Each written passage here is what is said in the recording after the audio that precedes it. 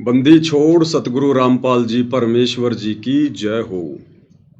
परम पिता परमात्मा सारी सृष्टि के सृजनहार कुल मालिक असंख्य ब्रह्मांडों के स्वामी जगत गुरु तीनों लोकों में प्रवेश करके सबका धारण पोषण करने वाले राजाधिराज आत्माधार नाथों के नाथ देवों के देव महादेव सर्वेश्वर महेश्वर मृत्युंजय अजरो अमर आदि अनादि सनातनी प्रभु जगत पिता जगदीश्वर श्री श्री 1008 की उपाधि के वास्तविक अधिकारी अकाल मूरत शब्द स्वरूपी राम वासुदेव सर्वगतम ब्रह्म परम पूज्य प्रथम पूज्य परम संत परम पुरुष परम धनी परम दयालु सत्य कबीर हक्का कबीर अल्लाहू अकबर बाखबर अल्लाह ताला जगत के तारणहार जगत के मुक्तिदाता जगत के जगन्नाथ हारे के सहारे हिंदुओं के राम मुसलमानों के अल्लाह सिखों के वाहिगुरु ईसाइयों के मसीह दया के सागर दया निधि करुणा के सागर करुणा निधि स्वयंभू परिभू संकट मोचन कष्ट हरण मंगल करण दुख भंजन अविगत कबीर निर्विकार निर्विषम परमात्मा अलय अलेख सतगुरु आदि अनादि सतगुरु असली मर्यादा पुरुषोत्तम असली राम असली कृष्ण असली घनश्याम असली मुरारी राजाओं के राजा महाराजाओं के महाराजा शहंशाहों के शहंशाह सम्राटों के सम्राट भगवानों के भगवान अल्लाहों के अल्लाह प्रभुओं के प्रभु मसीहाओं के मसीह सच्चे वाहिगुरु बाबाओं के बाबा पीरों के पीर सेठों के सेठ जगत सेठ सावड़सा सेठ सर्वगुण संपन्न अनंत कोटि कलाओं के स्वामी अनंत कोटि ब्रह्मांडों के नायक योगियों में महायोगी ध्यानियों में महाध्यानी सिद्धों में परम सिद्ध ज्ञानियों में तत्व ज्ञानी ब्रह्म ज्ञानी महाज्ञानी परम ज्ञानी सर्वश्रेष्ठ ज्ञानी विज्ञानी युवा कबीर समर्थ कबीर असमवात अमित ओजा सच्चे रहनुमा करीम अल्लाह सुभान अल्लाह दुनिया के अंतिम पैगंबर 8 सितंबर 1951 से गांव धनाना जिला सोनीपत हरियाणा भारतवर्ष की पावन भूमि पे प्रकट रियल कल्कि भगवान श्री नारायण साकार हरि श्री बाबा साहिब नूर अनंत परमात्मा सच्चे दरवेश सच्चे बाखबर संत श्रोमणी सतगुरु रामपाल जी परमेश्वर जी के चरण कमल में साध संगति से जुड़े हुए देश विदेश से आप और हम सभी सत्सेवक भाई बहनों का अनंत कोटि दंडवत प्रणाम। सत्साई भाई और बहनों, बहुत बड़ी दया बहुत बड़ी मेहर पूज्य गुरुदेव भगवान की सतगुरु रामपाल जी परमेश्वर जी की, जिनके सानिध्य में उनके अमर तत्व ज्ञान को आधार बनाकर हर प्रकार से मर्यादाओं में रहकर संघर्ष करते हुए अपनी आत्मा के कल्याण हेतु दृढ़ता के साथ निरंतर भक्ति मार्ग पर आगे की ओर ही बढ़ रहे हैं। भाई और बहनों, इस वर्तमान घोर कलयुग में ये इतनी बड़ी रजा इस युवा अवस्था में बाल अवस्था में पूर्ण परमेश्वर की भक्ति शास्त्र अनुकूल शत भक्ति, जिस शास्त्र अनुकूल शत भक्ति को करते हुए ब्रह्मा विष्णु महेश भी डरते हैं, क्योंकि इस भक्ति को सफल बनाने के लिए जो नियम है जो मर्यादा है उनको निभाने के लिए जीव को जीवित ही मरना पड़ता है। जीवित ही लोक लाज से पीछे हटना पड़ता है, मान बड़ाई अहंकार दिखावे से पीछे हटना पड़ता है, राग द्वेष ईर्ष्या छल कपट निंदा इन सब से दूर हटना पड़ता है। नेक नीति ईमानदारी से हमने अपनी रोजी रोटी के लिए धंधा करना पड़ता है। किसी की भी आत्मा हमने शौपन में भी नहीं दुखानी होती है। किसी को ठगने का विचार शौपन में भी नहीं आना चाहिए। पर नारी को माँ बहन और बेटी की दृष्टि से देखना होता है। लड़ाई झगड़ों से दूर बैठना होता है। अपनी सुरती अपनी निरति अपना ध्यान अपने गुरुदेव के चरणों में रखना होता है और शरीर के प्रत्येक अंग का सदुपयोग, जैसे जिह्वा का उपयोग हमने सत्य भाषण करके सतगुरु के दिए गए मंत्रों का जाप करके सतगुरु की महिमा करके इसको सफल करना होता है, इसका सदुपयोग करना होता है। इन कानों से हमने ये दुनिया भर की निंदा चुगली नहीं सुननी होती है। ये दुनिया भर के फिल्मी गाने या अन्य ये जो अश्लील गाने हैं ये हमने नहीं सुनने होते हैं। यानी इतनी ढेर सारी मर्यादा, कदम कदम पर मर्यादा। तो इन मर्यादाओं को जिस दिन हम सही प्रकार से निभाने लग जाएंगे, उस दिन समझो हम संसार की तरफ से जीवित ही मर चुके हैं। और ये भाई और बहनों सबके बस की बात नहीं है। आदरणीय गरीबदास जी कहते हैं, सूली ऊपर सेज सुनो रे झुमकरा। यानी कबीर परमेश्वर की इस सतभक्ति को सफल करना ऐसा है जैसे सूली के ऊपर किसी ने अपनी सेज बिछा रखी हो। खांडे की धार है इस भक्ति को सफल करना। भक्ति तो हर कोई ले लेगा, भगत तो हर कोई बन जाएगा, कोई बड़ी बात नहीं है, बस नाम उपदेश लेना पड़ता है। हाथ में रक्षा सूत्र तो कोई भी बांध लेगा, गले में लॉकेट कोई भी लटका लेगा, लेकिन जब भक्ति को सफल करने की दिशा में आगे बढ़ने का समय आएगा तो अच्छे अच्छे सूरमा पीछे हट जाते हैं, अच्छे अच्छे सूरमा। तो भाई और बहनों, इस घोर कलयुग में सतगुरु की सत भक्ति और ऊपर से इसको सफल बनाने के लिए जिस कदर आप और हम सभी सत्सेवक भाई बहन निरंतर आगे बढ़ रहे हैं, ये कोई सामान्य बात नहीं है। आप और हमारे ऊपर गुरुदेव भगवान की कितनी रजा होगी, किस कदर उनकी दया दृष्टि होगी, हम इसका आंकलन भी नहीं कर सकते, आइडिया भी नहीं लगा सकते। जीव ये भक्ति कर ही नहीं सकता।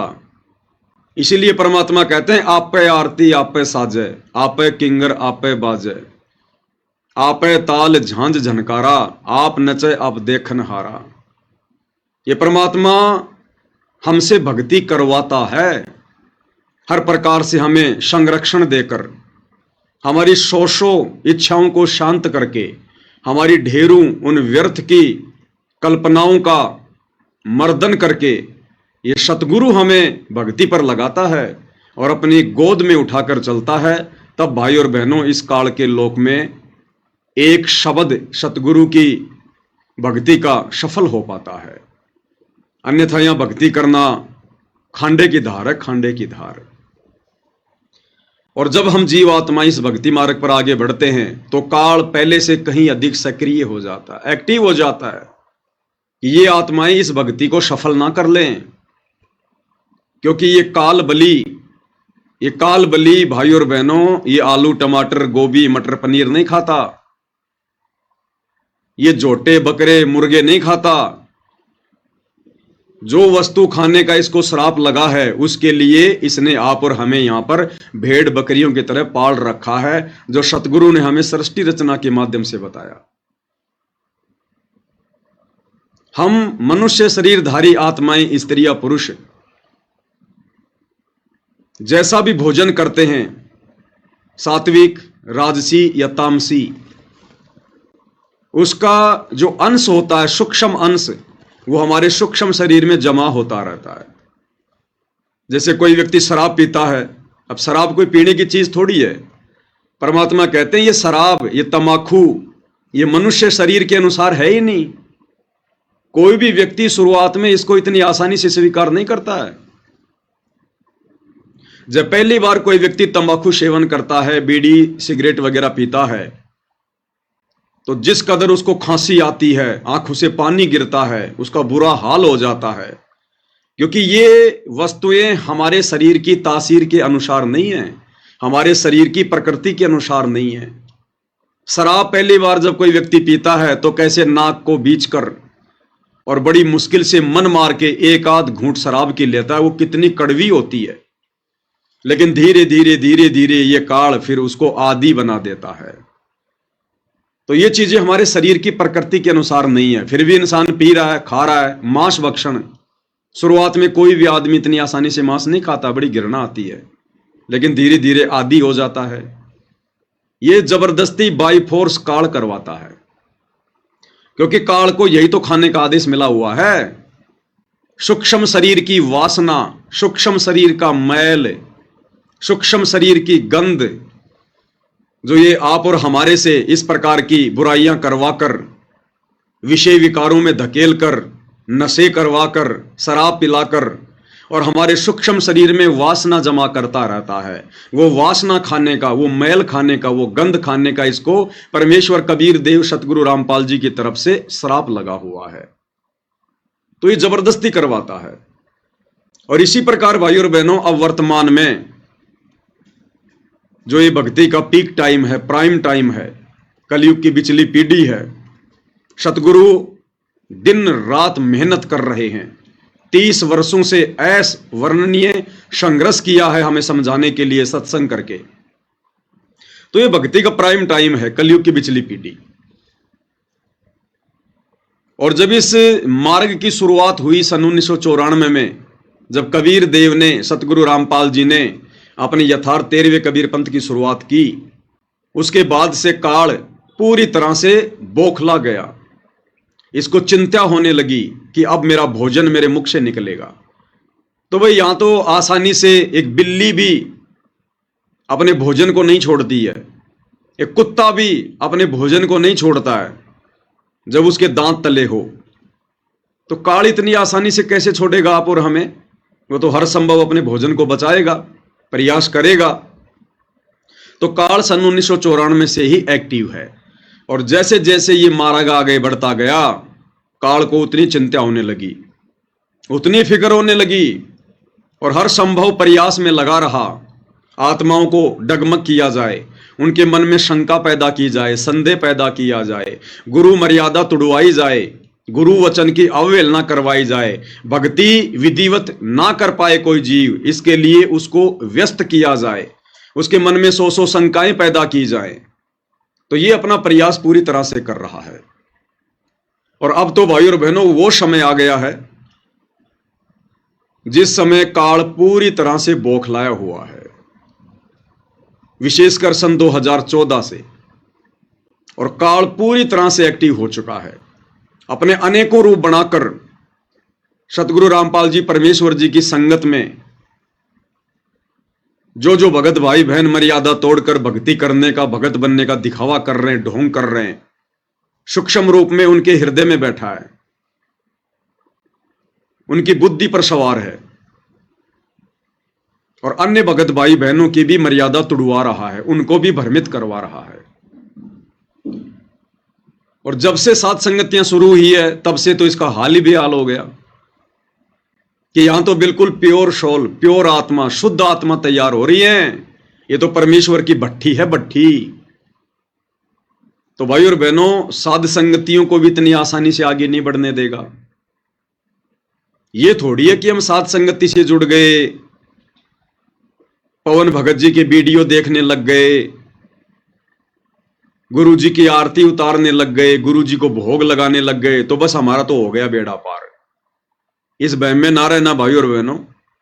अंतिम श्वास तक हमने इसी प्रकार से जागरूक रहना पड़ेगा। परमात्मा कहते हैं, पाकी फसल देखकर गरबैयो मत किसान, अभी तो झोले बहुत हैं भाई, घर आ ले तब जान। किसान यदि अपने खेत में पकी हुई फसल को देखकर अभिमान करता है, घमंड करता है कि अब की बार तो मेरे जैसी फसल किसी की भी नहीं है, और अब की बार तो बढ़िया मकान बनाऊंगा, बच्चों की शादी करूंगा, फ्रिज लेके आऊंगा, मकान में एसी लगाऊंगा, मोटरसाइकिल लेके आऊंगा, अब की बार तो मेरे खेतों में जबरदस्त फसल लहरा रही है। तो परमेश्वर उस किसान का उदाहरण देकर आप और हमें भक्ति मार्ग पर समझा रहे हैं कि उस किसान को अभिमान नहीं करना चाहिए खेत में खड़ी हुई फसल को देखकर। अभी तो झोले बहुत हैं भाई, घर आ ले तब जान। अभी तो ना जाने कब आंधी चल जाए, कब भयंकर बारिश हो जाए, कब ओले गिर जाएं, कब क्या भूकंप आ जाए।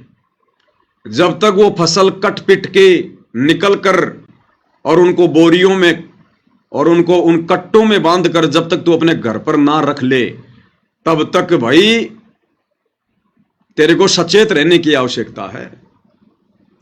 तो भाई और बहनों, इसी प्रकार इस सत भक्ति मार्ग पर, ठीक है, परमेश्वर ने हमें सत्य मिशन से जोड़ दिया, सत्य मार्ग से जोड़ दिया, साध संगति से जोड़ दिया, क्योंकि परमात्मा कहते हैं साध की संगत सतगुरु की सेवा, अजर अमर घर पावे, और कहे कबीर सुनो रे गोरख, हम सबको तत्व भेद लखावे। लेकिन यहां पर तो पहले से भी ज्यादा सावधानियां बरतनी पड़ेंगी इस भक्ति को सफल करने के लिए। तो वर्तमान में भाइयों और बहनों कुछ एक घटनाएं जो दास के सामने आई है, परमात्मा की प्रेरणा से मेरी सेवा है, मेरी ड्यूटी है, हल्का फुल्का मैं आपको जानकारी दे दूं, आपको मैं परिचित करवा दूं ताकि आप धोखा खाने से बचें। तो दास के पास में फेसबुक पर कुछ पोस्ट आ रही हैं इस प्रकार की जो आप इस स्क्रीन पर देख रहे हैं। अब देखो आजकल मानव धर्मी भी बहुत हो गए, हजारों की संख्या में हो गए। दास तो हम सब थे ही पहले, और अब मानव धर्मी भी बहुत हो गए, और ये लोगों लगाने वालों की भी संख्या बहुत ज्यादा बढ़ गई है। अब पता ही नहीं चल पा रहा कौन मर्यादा में है और कौन मर्यादा में नहीं है, क्योंकि ये काल का लोग है, यहां पर नकलची लोग ज्यादा होते हैं, देखा देखी करने वाले ज्यादा होते हैं। तो दास के पास में इस प्रकार की पोस्ट एक दो भक्तों ने व्हाट्सएप पर भेजी है, और वो कह रहे हैं कि भगत जी, कुछ एक भगत हैं कर्नाटक साइड से, कर्नाटक के बीजापुर बताया कि वहां से कुछ एक भगत हैं जो अपना मनमाना आचरण संगत में फैला रहे हैं, और वो लोग ये कुप्रचार कर रहे हैं कि 8 सितंबर को सतगुरु रामपाल जी हमारे घर पर आएंगे, विमान लेकर आएंगे और हमें सशरीर सतलोक लेकर जाएंगे। और जिन जिन भगत भाई बहनों को सतलोक जाना है, सतलोक नहीं, गलती हो गई मुझ पवन दास की, कान पकड़ के माफी मांगता हूं भाई, अनामी लोक लेकर जाएंगे, डायरेक्ट अनामी लोक, सर्वश्रेष्ठ जगह पर, कि हमें अनामी लोक लेकर जाएंगे सतगुरु रामपाल जी। और जो जो भगत नहीं आएंगे बाद में बहुत पछताएंगे, बहुत रोएंगे, ये मौका फिर बार बार नहीं मिलेगा। तो ये पोस्ट आई मेरे पास में, ये मानव धर्मी राजकुमार दास कौन है, क्योंकि राजकुमार नाम के तो बहुत सारे सत्सेवक भाई बहन होंगे, तो मैं तो किसी को जानता नहीं कि ये कौन से राजकुमार जी हैं। तो इन्होंने ये पोस्ट की है, माया के पुजारी सतलोक जाएगा, यानी जो माया के पुजारी है ना वो तो सतलोक जाएंगे, और रामपाल जी के पुजारी अनामी लोक जाएंगे। और सतगुरु रामपाल जी के भगत कहां जाएंगे? अनामी लोक, जहां पर पूर्ण मोक्ष और पूर्ण आनंद है, जहां पर पूर्ण मोक्ष और पूर्ण आनंद है, अनामी लोक में। टट्टू है वहां पर, टट्टू, जैसे गुरुजी यहां कहते हैं ना कि जब संत आता है जब तो कोई पूजता को न्या, और मेरे मरे बाद में यहां पर मेरी मंडी बनाएंगे, यहां पर मेले भरिया करेंगे, फेर के मिलेगा, यहां पर टट्टू मिलेगा। तो अनामी लोक में टट्टू है, टट्टू। अकल के अंधो, क्या खाक सत्संग सुने तुम लोगों ने गुरुदेव भगवान के? क्यों अपने नाम के आगे भगत लगा रहे हो, मानव धर्मी लगा रहे हो, सत्सेवक लगा रहे हो?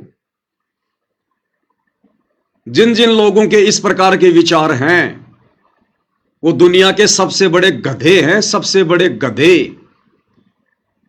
वो तो सतलोक आश्रम वालों से भी गिरे हुए हैं, गिरे हुए, मंद बुद्धि। अनामी लोक जाओगे, क्या है अनामी लोक में? क्या सत्संग सुने तुमने? अनामी लोक में सृष्टि है क्या? अरे परमात्मा क्या कहते हैं, लोक अनामी जावेगी वहां कोन्या मिले चौबारे, चौबारे यानी मकान, महल। अनामी लोक में सृष्टि नहीं है।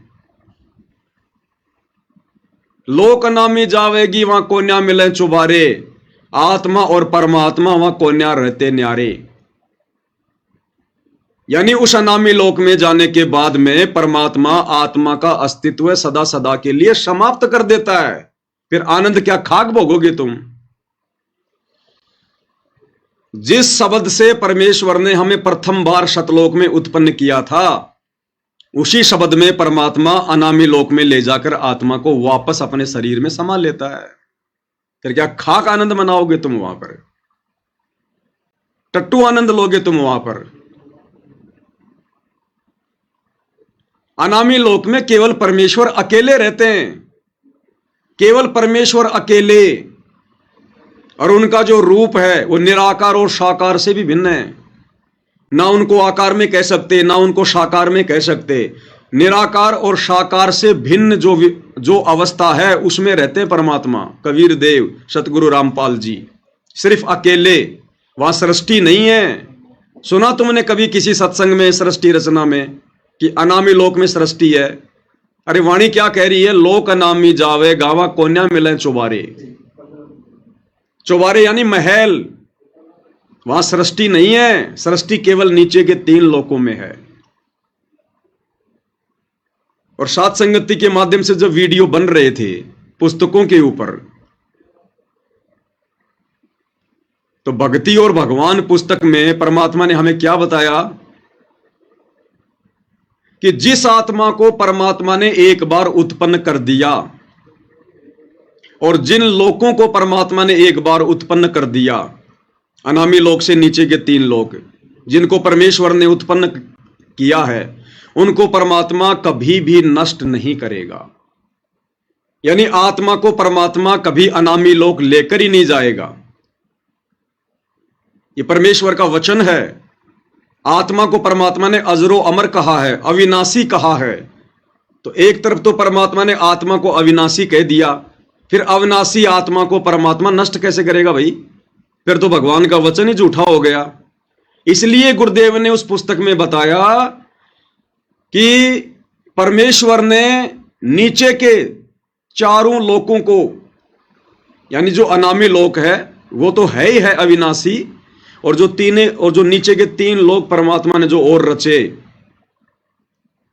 अगम लोक, अलख लोक और शतलोक, इनको भी परमात्मा ने अजरो अमर बनाया है, अविनाशी की संज्ञा दी है, और आत्मा भी अविनाशी।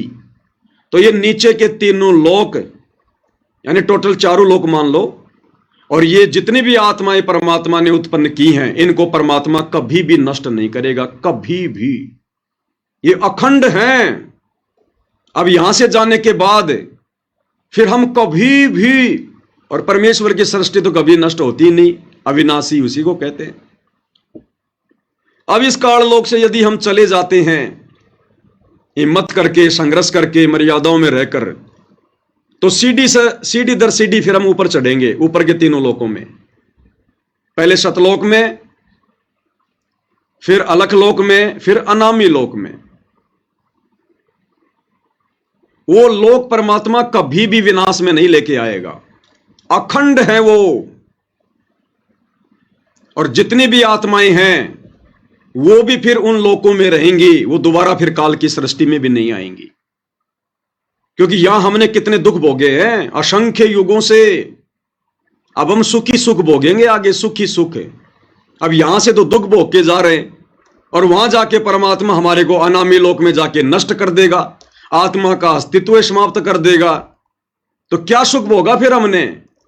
फिर हमें कैसा पता चलेगा कि गुरुजी जो कहा करते थे वो सत्य है, कि ऊपर इतना सुख है, इतने ठाठ बाट हैं, आत्मा कभी मरती नहीं है, वहां कभी मृत्यु नहीं होती है। तो परमेश्वर अनामी लोक में नहीं, अनामी लोक में तो परमेश्वर स्वयं रहते हैं। अरे जैसे देश का राष्ट्रपति है, और राष्ट्रपति का दिल्ली में राष्ट्रपति भवन है, उस राष्ट्रपति भवन में राष्ट्रपति कभी कोई कॉलोनी बसाता है क्या आम व्यक्तियों के लिए? आम जनता के लिए कभी कोई स्कीम काटता है क्या? कोई मकान बनाता है क्या? उस राष्ट्रपति भवन में केवल राष्ट्रपति रहता है। आम लोगों के लिए वहां पर परमानेंट निवास नहीं होता। उसके लिए तो फिर उसने बहुत सारी कॉलोनियां बसा रखी हैं, नगर बसा रखे हैं, स्कीम काट रखी हैं, वहां रहो आराम से। जनता जनता ही होती है, राजा राजा ही होता है। तो अनामी लोक में कोई सृष्टि नहीं है। और ये जो भाई जो भी है, ये जिस प्रकार की ये भ्रमणा संगत में फैला रहा है, ये परमात्मा का घोर अपराधी आदमी है। देखो भाई और बहनों, मैं इसीलिए भगत भाई बहनों की ज्यादा लाइव आकर बढ़ाई नहीं करता, प्रशंसा नहीं करता। अन्यथा मेरे पास तो बहुत फोन आते हैं, बहुत मैसेज आते हैं, भगत जी मेरे साथ ये चमत्कार हो गया, ये हो गया। इसलिए दास ज्यादातर उनका जिक्र नहीं करता है, क्योंकि भाई और बहनों है तो आखिर हम सब जीव, हमारे अंदर हवा बहुत जल्दी भर जाती है। तो जहां तक मेरा आइडिया है, ये बीजापुर के, कर्नाटक के रमेश भगत जी वही हैं जिनके घर पर एक बार सात संगति हुई थी। वो सिक्योरिटी गार्ड की शायद नौकरी करते थे, और उनकी जगह जब वो सात संगति में थे तो उनकी जगह उनका रूप बनाकर सतगुरु रामपाल जी भगवान वहां पर उसकी ड्यूटी पे गए। दास ने लाइव आकर भगत भाई बहनों को बताया भी था, तो हो सकता है इस भाई के अंदर मान बड़ाई समा गई हो और काल प्रेरणा से फिर काल ने अपना खेल खेलना शुरू कर दिया हो, या तो सावधानी हटी, दुर्घटना घटी भाई और बहनों।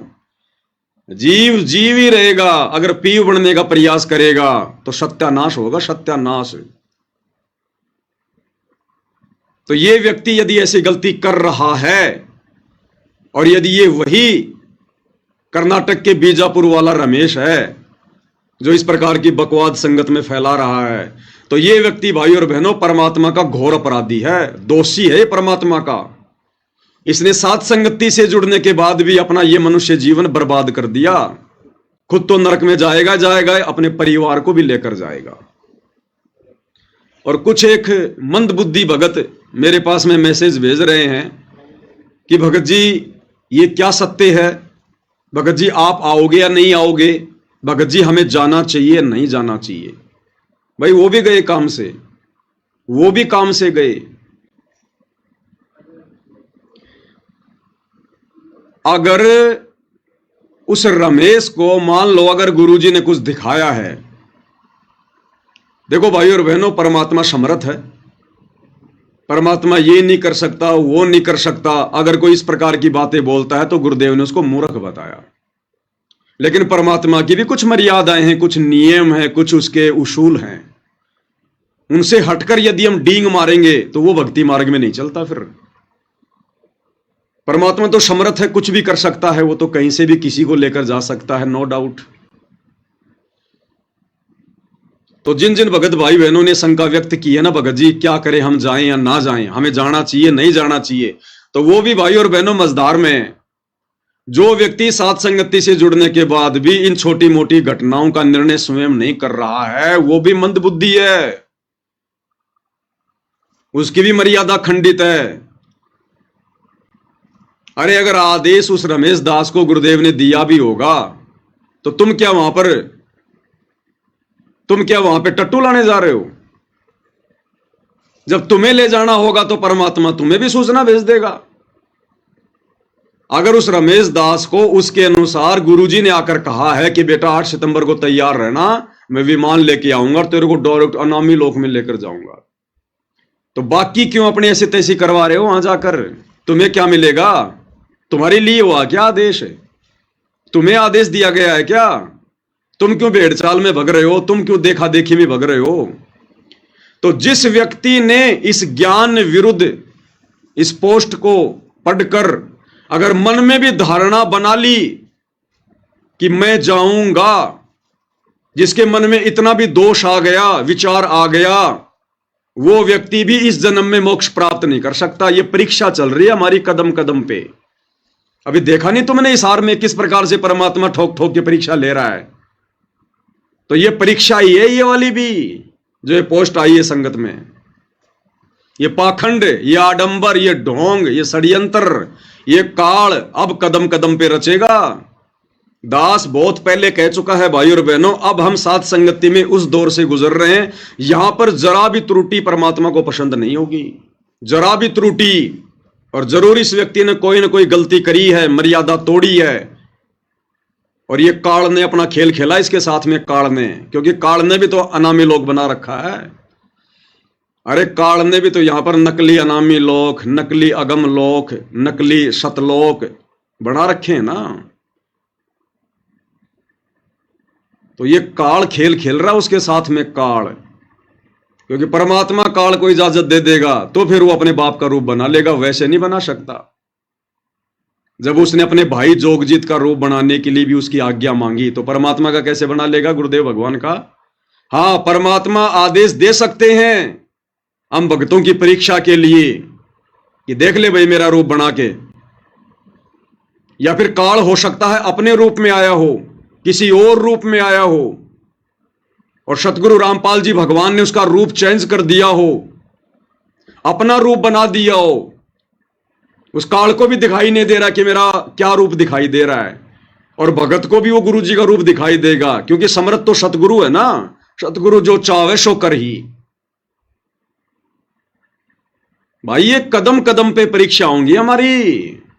गुरुदेव भगवान कहते हैं सतलोक जाना कोई बच्चों का खेल नहीं है, कोई वो खाला का घर नहीं है, बरवाड़े का बस अड्डा नहीं है जो तुम पकड़ के रिक्शा पहुंच जाओगे। जोटा लगेगा, जोटा जोर लगेगा। अनामी लोक में जाएंगे। इस काल लोक में तो कुकर्मों में तुम सड़े पड़े हो अभी तक, और अनामी लोक जाओगे तुम। पहले सतलोक तो जा लो एक बार, अनामी लोक जाएंगे ये सीधे। इतने अच्छे कर्म हो गए तुम्हारे, अनामी लोक जाओगे और क्या करोगे? वहां जाके मिट्टी में मिट्टी मिलना है? क्या करोगे जब भगवान ने मना कर दिया कि अनामी लोक में मैं किसी को लेकर ही नहीं जाता, लेकर ही नहीं जाता किसी को। और कई बार जो परमात्मा ने ये अनामी लोक का जो ये जिक्र किया है, तो गुरुदेव ने बाद में बताया कि अनामी लोक भी सतलोक को कहते हैं। यानी जिसके विषय में कोई कह नहीं सकता, कोई जान नहीं सकता, आज तक किसी ने बताया नहीं, उसको कहते हैं अकय लोक। अब आम भगत तो सोच लेते हैं कि ये जो अकय लोक है ये तो अनामी लोक के लिए है। आज से पहले हमें सतलोक की जानकारी, अगम लोक की जानकारी, अलख लोक की जानकारी दी किसी ने? तो इस काल लोक की सृष्टि में ऊपर के चारों लोक ये अनामी लोक हैं, ये अकय लोक हैं जिनके विषय में कभी कोई कुछ कह नहीं सकता। वहां की सुख सुविधाओं के विषय में कोई वर्णन नहीं कर सकता, इसलिए चारों लोकों को अनामी लोक कहा जाता है, चारों लोकों को अकय लोक कहा जाता है। उनके बारे में पहले कभी किसी ने कुछ कहा ही नहीं, कोई जानता ही नहीं था तो कहेगा क्या, इसलिए उनको अकय लोक कहा जाता है। अब सत्संग तो तुम ध्यान से सुनते नहीं, तो काल तो सिर पर बैठेगा भाई, बकवास तो करवाएगा ना। और जिन जिन भगत भाई बहनों के मन में भी अगर आ चुकी है, अगर मन में भी आ चुकी है कि मैं जाऊंगा, अब भले वो मेरा ये वीडियो देख के वो रुक जाए, लेकिन इस वीडियो को देखने से पहले यदि उसके मन में आ चुका है कि मैं जाऊंगा, वो इस जन्म में सतलोक नहीं जा सकता। लिख लेना भाई, किसी डायरी में नोट कर लेना, इस जन्म में वो दुष्ट आत्मा सत्सेवक होकर भी सतलोक नहीं जाएगा। चाहे कितना नाक रगड़ रगड़ की माफी मांग लेना भगवान से। इस समय हमारी इतनी सी गलती भगवान के दिल को गहरी चोट पहुंचाएगी, गहरी चोट।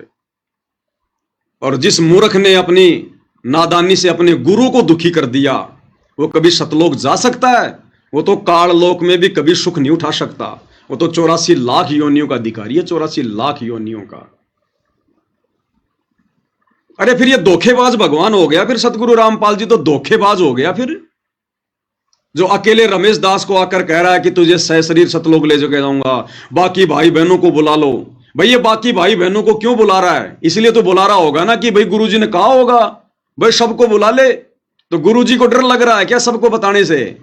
अरे जब गुरुजी तुम्हें बता सकते हैं आकर, तो गुरुजी बाकी भगत भाई बहनों को नहीं बता सकते? जिन जिन को लेकर जाना होगा उनको भी तो गुरु बता सकता है ना। तुम कोई दलाल हो गुरुजी के, एजेंट हो तुम कोई गुरुजी के, जो तुम्हें कहेगा गुरु कि हाँ भाई सबको बुला ले। तो भाई और बहनों, ये काल इस समय सिर पर बैठकर डांस करेगा जिसकी जरा भी मर्यादा टूटी। और इस रमेश दास की अगर ये इस प्रकार की बकवादें कर रहा है तो अवश्य इसने गलती की है, इसकी मर्यादा टूटी हुई है, इसके घर में, इसके घट में काल का प्रवेश है। और ऐसी आत्माओं से भाई और बहनों दूरी बना के रखना, नहीं तो हम अपना मनुष्य जन्म बर्बाद कर देंगे। हमें तो गुरुजी ने कभी इस प्रकार की विधि नहीं बताई, 30 साल हो गई, कभी गुरुजी ने नहीं कहा कि भाई मैं ऐसे चुपके चुपके आऊंगा और उस भगत के माध्यम से फिर मैं तुम्हें संदेशा दिलाऊंगा कि आ जाओ आ जाओ, तुम्हें अनामी लोक लेकर जाऊंगा। हमें तो कभी नहीं कहा गुरुजी ने कि मैं तुम्हें अनामी लोक लेकर जाऊंगा। हमें तो केवल गुरुजी सतलोक तक की जानकारी दे रहे हैं और कह रहे हैं सबसे पहले हम यहां से सतलोक जाएंगे। सतलोक में फिर तुम्हारी इच्छा है ऊपर जाओ या ना जाओ, बाकी सतलोक में फिर तुम्हें कोई कष्ट नहीं है, कोई दिक्कत नहीं है, वहां कोई मृत्यु नहीं है, किसी चीज का अभाव नहीं है, कोई बुढ़ापा नहीं है, कोई रोग नहीं है। फिर आगे तुम्हारी मर्जी भाई, अगर आगे जाओगे तो आगे की तुम्हें भक्ति दे दी जाएगी। हमें तो कभी नहीं कहा गुरुजी ने किसी भी सत्संग में कि भाई तुम्हें डायरेक्ट अनामी लोक लेकर जाऊंगा। और ये इस प्रकार की घटिया पोस्ट डाल के कि माया के पुजारी सतलोक जाएगा। अरे माया के पुजारी कभी सतलोक जाएंगे क्या मूर्ख आदमी? अरे माया का पुजारी कभी सतलोक जा सकता है क्या? ये टोटल भाई और बहनों काल बैठा उसके सिर पे काल है। तो उसने तो अपना जीवन बर्बाद किया ही किया। और जिन जिन आत्माओं के मन में ये आ चुका है मेरा ये वीडियो देखने से पहले कि हम भी जाएंगे, वो आत्माएं भी अपना ये जन्म बर्बाद कर चुकी हैं, ये फाइनल मान लेना। तो ये कुछ बकवादे हैं भाई और बहनों जो आपके सामने पेश करनी जरूरी थी। और हो सकता है भाई और बहनों मान लो इसको परमात्मा उस दिन आकर ले भी जाएं, लेकिन आप और हमने फिर भी इस प्रकार की बकवादों में नहीं पड़ना है।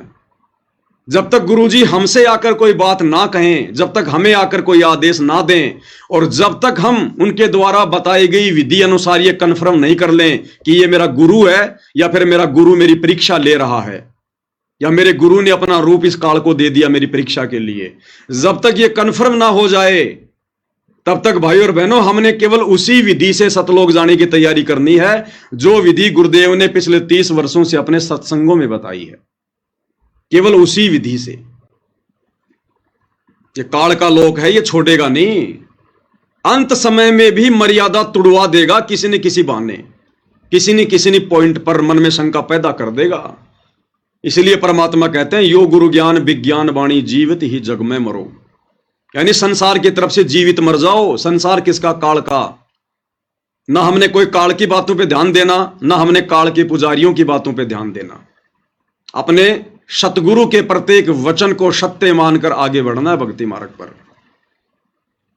और जैसे जैसे हम अब आगे की ओर बढ़ेंगे 2028 युग परिवर्तन, तैसे तैसे ये काल भाई और बहनों ना जाने क्या क्या परपंच रचेगा, क्या क्या षड्यंत्र रचेगा। अभी तो देखते जाओ आप, अभी तो ढंग से शुरुआत है। अभी आगे आगे देखते जाओ क्या क्या होता है। कितने लोग साथ संगति में डटे रहेंगे। जब परीक्षाएं होंगी ना तब देखना। परमात्मा कहते हैं भक्ति भाव भादो नदी सबे चले गहराए और सरिता सोई जानिए जो जेठ मास ठहराए। अभी भक्ति का जेठ मास आया नहीं है। जब वो जेठ मास आएगा, प्यास सताएगी, गले सूखेंगे, तब पता चलेगा हम कहां कहां भगेंगे, क्या क्या होगा हमारे साथ में। अभी तो परमात्मा हमारी बहुत मदद कर रहा है, बहुत सहयोग दे रहा है। अभी तो हमें ज्ञान और भक्ति से दृढ़ कर रहा है। और जब वो परीक्षा लेगा ना ठोक ठोक के बजा बजा के, तब पता चलेगा उसके असली हीरे मोतीलाल कौन है। तो ये ज्ञान आधार बिल्कुल भी नहीं है। जो ये घटिया पोस्ट सोशल मीडिया पर कुछ एक नादान भगत वायरल कर रहे हैं, वो अपना जीवन बर्बाद कर चुके हैं। और भाई आगे किसने क्या करना है ये अपना डिसीजन खुद ले लेना। हमेशा तुम्हें भगत भाई बहन नहीं समझाएंगे। अगर तुम यहां पर भी डगमग हो रहे हो और जब ये स्थूल शरीर छोड़कर त्रिकुटी की यात्रा करोगे, तुम क्या खाक जाओगे तुम त्रिकुटी पर? 14 करोड़ तो छोड़ो, तुम्हें एक भी यम का दूध दिखाई दे गया तुम्हारी टट्टी पेशाब निकल जाएगी। अगर तुम्हारी यही अगर तुम्हारी अज्ञानता रही तो भाई अपना अपना स्टैंड क्लियर कर लेना। उसके बाद भाई और बहनों दूसरी जो घटना है, एक ये पीला पर्चा है, आप सभी भगत भाई बहनों के सामने है। सतलोक आश्रम मैनेजमेंट हरियाणा ने इसको 15 अगस्त 2025 को वायरल किया है, क्योंकि गुरुदेव भगवान के आशीर्वाद से जब दास 12 अगस्त 2025 को अपने 2 भगत भाइयों के साथ, मनोज दास और मुकेश दास के साथ अपनी इसार की तारीख पर गया था, और जिस प्रकार वहां सतलोक आश्रम मैनेजमेंट हरियाणा के मीडिया प्रभारी डॉक्टर चांद राठी और बसंत सैनी गांव गांद्रा जिला रोहतक हरियाणा वाले ने जो ज्ञान विरुद्ध निंदनीय घटिया हरकत की है, कुछ भक्तों को साथ में लेकर एक किराए की लड़की लाकर, उस घटना के बाद में उस पेट्रोल पंप से दास ने जो सीसीटीवी वीडियो लिया और दास ने जब उसको दास के फेसबुक पेज पवन दास इस लाइव के ऊपर डाला, तो गुरुदेव भगवान के आशीर्वाद से आज तीसरा ही दिन है और तीसरे दिन में कम से कम 60 लाख लोगों ने देख लिया। 60 लाख लोगों ने, बड़ी तेजी से वो वीडियो वायरल हुआ मालिक के आशीर्वाद से। तो मैनेजमेंट हरियाणा पूरी तरह से बौखला रहा है। इनका मानसिक संतुलन दिन ब दिन बिगड़ता जा रहा है, क्योंकि भक्ति के ये निकट भी नहीं है। बकवाद काल इनसे जी भर के करवा रहा है। सतगुरु का आशीर्वाद इनके सिर से हट चुका है। अब ये भी अपनी अंतिम यात्रा की तरफ है, अंतिम यात्रा की तरफ। इनको बकवादों के अलावा कुछ भी नहीं सूझेगा अब आगे आगे, और ऐसे ही इन लोगों का सत्यानाश होगा धीरे धीरे मालिक के विधान अनुसार। तो इन्होंने आनन फानन में एक पीला पर्चा निकाला है। मुझे तो हंसी आई भाई और बहनों इसको पढ़ के। मान न मान मैं तेरा मेहमान, जबरदस्ती के पीले पर्चे निकाल रहे हैं, जबरदस्ती के। और क्या लिखा है, दिनांक 15 अगस्त 2025, समय 9:40 रात्रि। सभी भगतात्माओं से प्रार्थना है कि सतगुरुदेव जी का आदेश आया है। बिना सतगुरु के आदेश के तो ये बाथरूम करने भी नहीं जाते, इतने आज्ञाकारी हैं आश्रम वाले। बिना सतगुरु की आज्ञा के तो ये पैंट के नीचे ये चड्डी भी नहीं पहनते। पहले गुरुजी से पूछते हैं कि गुरुजी आज मैं कौन सी चड्डी पहनूं। इतने आज्ञाकारी भगत हैं ये। तो कह रहे हैं गुरुदेव का आदेश आया है। अब बताओ गुरुजी को कैसे पता चला भाई? गुरुजी तो जेल में बैठे हुए हैं। अरे गुरुजी तो जेल में बैठे हुए हैं। अब जेल में ना तो मोबाइल की व्यवस्था होती है ना कुछ और, तो गुरुजी को कैसे पता चल गया? कहते हैं गुरुजी का आदेश आया है। भाई गुरुजी कोई भी बात बताएंगे तो इसी आधार पर बताएंगे कि मेरे को मेरे परिवार ने बताई हो, या जो भगत मिलाई पर जाता है उसने बताई हो। उस आधार से फिर गुरुजी आदेश दे सकते हैं, अन्यथा गुरुजी को क्या पता? बताओ भाई। गुरुजी तो एक आम संत की लीला कर रहे हैं, वे तो अंतर्यामी हैं, जानी जान है, लेकिन अपनी शक्तियों का परमात्मा तुम नालायकों के इतना दुरुपयोग नहीं करते। तो गुरुजी को किसने बताया होगा? गुरुजी के परिवार ने बताया होगा, जो मिलाई पर जाते हैं उन्होंने बताया होगा। तो आदेश ये गुरुजी का कहां हो गया? आदेश तो मिलाई पर जाने वाले भक्तों का है, जो उन्होंने गुरुजी को आदेश दिया। उन्होंने गुरुजी को आदेश दिया कि गुरुजी अब तुम भी ऐसा ही आदेश दे दो जो हमने आपको बताया है। तो कह रहे गुरुजी का आदेश आया है। क्या आदेश है? सतगुरुदेव जी का आदेश आया है कि गुरुद्रोहियों ने एक अन्नपूर्णा मुहिम संत रामपाल जी महाराज जी के सानिध्य में नामक व्हाट्सएप ग्रुप बनाया हुआ है। वे इस ग्रुप में भक्तों को जोड़ रहे हैं और फ्रॉड करके भक्तों से पैसे ले रहे हैं। अरे हम सत्सेवक तो थूकते हैं तुम्हारी अन्नपूर्णा मुहिम के पैसों पर, थूकते हैं। थूक के बताऊं क्या? अरे थूक के बताऊं क्या? ये परमात्मा की सेवा का कमरा, थूक नहीं सकता, नहीं तो अभी तुम्हें थूक के बताता। ये पवन दास और मेरे सत्सेवक भाई बहन जो परमेश्वर के प्रति समर्पित हैं, अरे सतलोक आश्रम मैनेजमेंट हरियाणा वालों, तुम्हारे भक्तों के और तुम्हारी ये अन्नपूर्णा मुहिम जैसी घटिया मुहिम के पैसों की तरफ हम तो थूकते भी नहीं है। ये हराम की कमाई, ये पाप की कमाई, ये झूठ और फरेब की कमाई, हम सत्सेवक तो पेशाब भी नहीं करते इसके ऊपर, पेशाब भी। वे इस ग्रुप में भक्तों को जोड़ रहे हैं और फ्रॉड करके पैसे ले रहे हैं। गुरु द्रोहियों द्वारा बनाए हुए इस प्रकार के किसी भी ग्रुप में किसी भी भगत आत्मा ने नहीं जुड़ना है। किसी भी व्हाट्सएप ग्रुप में जुड़ने के लिए किसी भी अपरिचित व्यक्ति का लिंक आता है तो जुड़ने से पहले अपने कोऑर्डिनेटर सेवादार से अवश्य संपर्क करें। कर लेना भैया, जैसा कह रहे हैं वैसा कर लेना। ना तो हम सत्सेवकों ने ऐसा कोई ग्रुप बनाया, ना हम ऐसा कोई ग्रुप बनाते, और ना ऐसी पाप की और आराम की कमाई जो गुरु का परिवार खा रहा है, ये सतलोक आश्रम मैनेजमेंट हरियाणा डकार रहा है। हम सत्सेवक तो थूकते भी नहीं है, ऐसी कमाई पर थूकते भी नहीं है। ये पीला पर्चा तो तुम लोगों ने अपनी वो जो है वो इज्जत बचाने के लिए कि अब हम क्या करें, ये वीडियो तो तेजी से वायरल हो गया, ये तो संगत में पहुंच गया, लोग आपस में चर्चाएं कर रहे हैं कि जिन आश्रमों में हम ज्योति पाठ और दान का पैसा दे रहे हैं वहां तो ऐसे ऐसे निकम्मे और कुकर्मी भगत बैठे हैं। हमारा पैसा तो इन कुपात्रों के, कुकर्मियों के हाथ में जा रहा है, इनमें तो भगत का एक भी लक्षण नहीं है। ये तो जानवरों की तरह भक्तों को मार रहे हैं और कहते हैं हमारे को सारनाम मिल गया, हमारे को सार शब्द मिल गया। अब संगत की आंखें खुल रही हैं, इनके पेट में दर्द हो रहा है, तो इस प्रकार की बकवाद मन गढ़ंत कहानियां लिख लिख कर भेज रहे हैं। फिर इसी का नीचे का दूसरा पर्चा है, उसमें इन्होंने क्या लिखा है, ये है, इसमें इन्होंने रेफरेंस दिया है अन्नपूर्णा मुहिम संत रामपाल जी महाराज के सानिध्य में बिना मेहनत के कमाई का सबसे बड़ा रहस्य 100% वैध और सुरक्षित घर पर रहें और इस कंपनी के प्लेटफॉर्म पर हमारे साथ निवेश करें। अपने मासिक वेतन पर निर्भर ना रहें। आपका मासिक वेतन आपको अमीर नहीं बनाएगा। शामिल हो, प्रक्रिया पर भरोसा करें, अपना पैसा यहां निवेश करें, हम पर नहीं। कृपया यहां घोटालेबाजों को स्वीकार ना करें। विश्वसनीय क्रिप्टो ट्रेडिंग निवेश कंपनी, निवेश योजना 5,500 का निवेश करें और 24 घंटों के भीतर 55,000 प्राप्त करें। 7,500 का निवेश करें और 24 घंटों के भीतर 75,000 कमाएं। हम थूकते हैं भाई ऐसे कमाई पर। इस परमेश्वर के ज्ञान को आधार बनाकर अपनी आत्मा के कल्याण को देखते हुए हम सत्सेवक भाई बहन तो अपनी नौकरियां तक छोड़ने को तैयार हैं कि हमने नहीं करनी ऐसी नौकरी जिस नौकरी में हमारा समय ज्यादा व्यर्थ बर्बाद हो रहा है, हमारे समाज से बर्बाद हो रही है। अरे सत्सेवक भाई बहन तो जो कमा रहे थे उसका भी आधा कर दिया। नौकरियां छोड़ छोड़ के अपना छोटा मोटा धंधा कर रहे हैं कि भक्ति करेंगे भक्ति। ये गुलामी करते हुए तो असंख्य युग हो गए, हमें असंख्य युग। और तुम क्या घटिया यहां पर ये प्रक्रिया भेज रहे हो कि सत्सेवकों ने ग्रुप बनाया है और रातों रात 5,000 रुपए लगाओगे तो 25,000 पाओगे, 7,500 लगाओगे तो 70,000 पाओगे।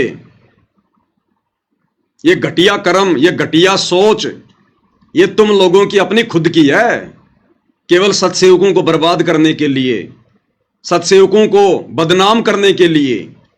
तो ना तो हम भाई और बहनों बर्बाद होने वाले, क्योंकि जिसको आबाद करने वाला पूर्ण परमात्मा हो उसको बर्बाद कौन कर देगा। और बदनामी की हमें फिक्र नहीं, हमें चिंता नहीं। जब हमारा बाप हिसार जेल में बैठा है और जेल में बैठे हुए व्यक्ति की क्या इज्जत होती है यहां पर हम सबको पता है। तो जब हमारा बाप बेइज्जत होकर दुनिया की नजरों में जेल में बैठा है तो हम गधे इस संसार में इज्जत प्राप्त करके 84 में जाएंगे क्या? हम सत्सेवक इज्जत के ठेकेदार नहीं हैं। तो ये घटिया और निंदनीय ये पीला पर्चा, और तो तुम्हारे पास में कोई है नहीं जवाब। बुद्धि पे तुम्हारे काल बैठा हुआ है। ये घटिया इल्जाम लगाने के सिवा क्या तुम्हारे पास में?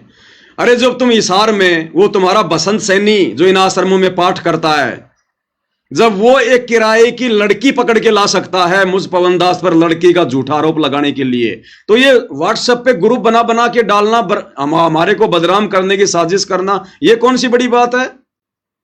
उस लड़की वाले कुक्रम के आगे तो ये कुछ भी नहीं है। चाहे दिन में 50 ग्रुप बना के और हम सत्सेवकों को तुम बदनाम करो। तो भाई और बहनों, जब इंसान का जब पतन होना शुरू हो जाता है ना, तो उसकी बुद्धि काम करना छोड़ देती है। विनाशकालीन विपरीत बुद्धि हो जाती है उसकी। तो आगे आगे अब इन लोगों के साथ में यही होगा। और देख लेना भाई और बहनों इसका अंजाम, जो इन्होंने गुरुदेव भगवान की भक्ति और मर्यादाओं की 2014 के बाद से जो ये धज्जियां उड़ाई है ना, जो गुरुदेव भगवान की छाती पर इन्होंने जो ये कुठाराघात किया है ना, जितना दुख उनको दिया है, जितने आंसू उनकी आंखों से इन्होंने गिराए हैं, उसका परिणाम देख लेना भाई और बहनों। परमात्मा कुछ नहीं कहेगा, लेकिन उनका विधान काम करेगा, उनका विधान। इनकी दुर्गति देखकर लोग भक्ति से किनारा कर लेंगे, भक्ति से किनारा। इनका वो समय आएगा थोड़े दिनों बाद में। ये काल चक्कर शुरू हो चुका है अब। तो ये इनकी मनमानी बकवाद है भाई और बहनों। आप सभी भाई बहनों को सूचित करना जरूरी होता है दास ने, क्योंकि दास की परमात्मा ने यही ड्यूटी लगाई है। अब भाई और बहनों, हम पूज्य गुरुदेव भगवान के सत्संगों के ऊपर चलते हैं, क्योंकि सत्संगों से हमें जानकारी मिलेगी और जानकारी से हम सावधान रहेंगे, अपनी मर्यादाओं को बचा पाएंगे, अपनी भक्ति को सफल कर पाएंगे। तो दास के पास में जो शॉर्ट वीडियो लगभग 1500 की संख्या में है, हम शॉर्ट वीडियो के ऊपर समझने का प्रयास करेंगे जो गुरुदेव भगवान हमें समझाना चाहते हैं। और परमेश्वर इस वीडियो में कह रहे हैं कि बच्चों, इस मां के पेट में ये प्राणी 9 महीने जो कष्ट भोगता है, ऊपर को पैर, नीचे को सिर, और साथ में वो जठराग्नि जिसके तापमान का कोई आइडिया नहीं है। लोहा पिघलाने की जो फैक्ट्री होती है ना, उससे भी सैकड़ों गुना ज्यादा तापमान इस परमेश्वर के द्वारा बनाए गए इस शरीर में जठराग्नि में होता है, जठराग्नि में। ये परमेश्वर की रचना है। तो परमात्मा कहते हैं कि 9 महीने ये आत्मा, ये जीव इतना भयंकर दुख भोगता है। सबसे बड़ा नरक कुंड मां का गर्भ है, मां का पेट, जहां हम सभी भगत भाई बहन, जब जब हमारे को ये मनुष्य जन्म मिलता है, हम ये कष्ट भोग कर बाहर निकलते हैं, कष्ट भोग कर बाहर। इसलिए परमात्मा कहते हैं अगर तुम पार नहीं हो पाओगे तो तुम्हें बारंबार नरक कुंड में गिरना पड़ेगा, नरक कुंड में। क्योंकि इस मनुष्य शरीर में एक ब्रह्मांड की पूरी रचना है, पूरी रचना। और एक ब्रह्मांड में इस काल ने स्वर्ग भी बना रखा है, नरक भी बना रखा है। तो हमने सब कुछ भोगना पड़ता है, सब कुछ। तो यदि हम मोक्ष प्राप्त नहीं करते हैं मनुष्य जन्म प्राप्त करके, भले हमारे को परमात्मा 84 में ना भेजे। देखो 84 में भेजना ना भेजना, इसके पीछे भी एक रहस्य होता है। जैसे गुरुदेव भगवान अपने कई सत्संगों में जिक्र करते हैं कि बच्चों, यदि तुमने एक बार उपदेश ले लिया और जब तुम्हें सतनाम मिल जाता है, सतनाम मिलने के बाद यदि तुम्हारी मृत्यु भी हो जाती है या तुम्हारा मोक्ष नहीं हो पाता है, तो तुम 84 लाख योनियों में नहीं जाओगे, बारंबार तुम्हें मनुष्य जन्म प्राप्त होंगे। अब इसके पीछे भी भाई और बहनों कुछ नियम हैं। हर भगत को सतनाम लेने के बाद यदि पार नहीं हुआ तो केवल मनुष्य जन्म ही नहीं मिलेंगे, वो 84 में भी जाएगा। नियम क्या है? 84 में तो वो भगत नहीं जाएगा जो भक्ति करते करते भी, गुरु में श्रद्धा रखते रखते भी, जो किसी कारण से रह गया, उसका पैर फिसल गया, उसने सतनाम भी ले लिया, सारनाम भी ले लिया, लेकिन किसी न किसी पॉइंट पर वो रह गया। अगर वो गुरुद्रोही नहीं होता है, अगर वो गुरु की निंदा चुगली नहीं करता है, अगर वो विशेष कोई बकवाद नहीं करता है, तो फिर परमात्मा उस आत्मा को जल्दी से 84 में नहीं जाने देता, जल्दी से नहीं जाने देता। बारंबार उसको मनुष्य जन्म मिलेंगे, परमात्मा उसकी बैटरी चार्ज करता रहेगा। और जिस भगत ने इस सत्संग को सुनकर कि सतनाम तो मेरे को मिल ही गया, सार नाम तो मुझे मिल ही गया, और गुरु जी का आदेश है कि जिसने एक बार सतनाम ले लिया, सार नाम ले लिया, और अगर इस कलयुग की पिछली पीढ़ी में पार नहीं हुआ तो वो 84 में नहीं जाएगा। और वो नादान सोच ले कि अब 84 में तो मैं जाऊंगा ही नहीं, और पार हो ना हूं फिर क्या फर्क पड़ता है, बार बार मनुष्य जन्म प्राप्त करूंगा, 84 में तो जाना नहीं। जिसने अपने मन में यह सोचकर भक्ति को हल्के में ले लिया कि 84 में तो जाना ही नहीं है, फिर कभी पार हो जाएंगे, वो फिर निश्चित 84 में जाएगा। क्योंकि वो जानबूझ के सांची तज रहा है, वो जानबूझ के गलती कर रहा हो।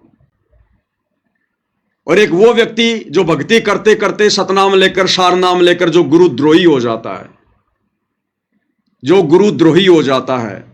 अब गुरुद्रोही का मतलब यही नहीं है कि गुरु जी के पीछे लेकर डंडा पड़ जाए, या गुरु जी को सरेआम रोड पे खड़ा होकर गालियां निकालने लग जाए, या गुरु जी की जो है बुराई करने लग जाए, वो ही गुरुद्रोही होता है। ये सारे उदाहरण दे रखे हैं गुरुदेव ने। कमाल को गुरुदेव ने गुरुद्रोही की संज्ञा दी, गुरुद्रोही की।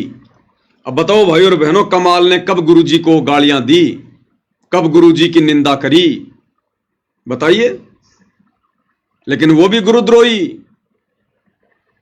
लेकिन उसने वो काम कर दिया, परमेश्वर की आत्माओं को परमेश्वर से दूर कर दिया, उसने सबकी मर्यादाएं खंडित करवा दी,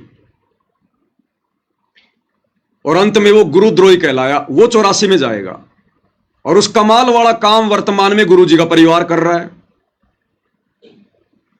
ये कोऑर्डिनेटर कर रहे हैं, ये नामदान संचालक कर रहे हैं, ये बसंत सैनी जैसे लोग कर रहे हैं उसी कमाल वाला काम।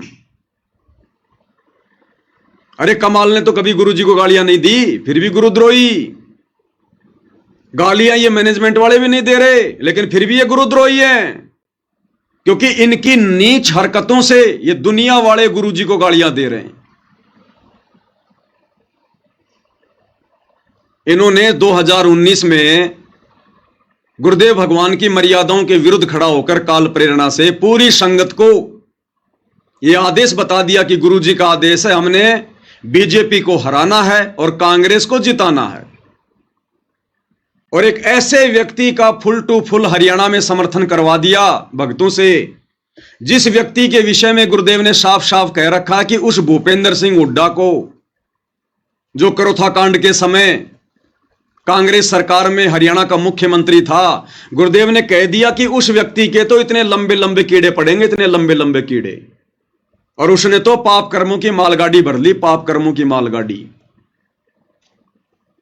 उसी व्यक्ति को काल प्रेरणा से 2019 में गुरुजी के परिवार ने, इन कोऑर्डिनेटरों ने हरियाणा में दोबारा से मुख्यमंत्री बनाने के लिए जी जान से प्रयास किया।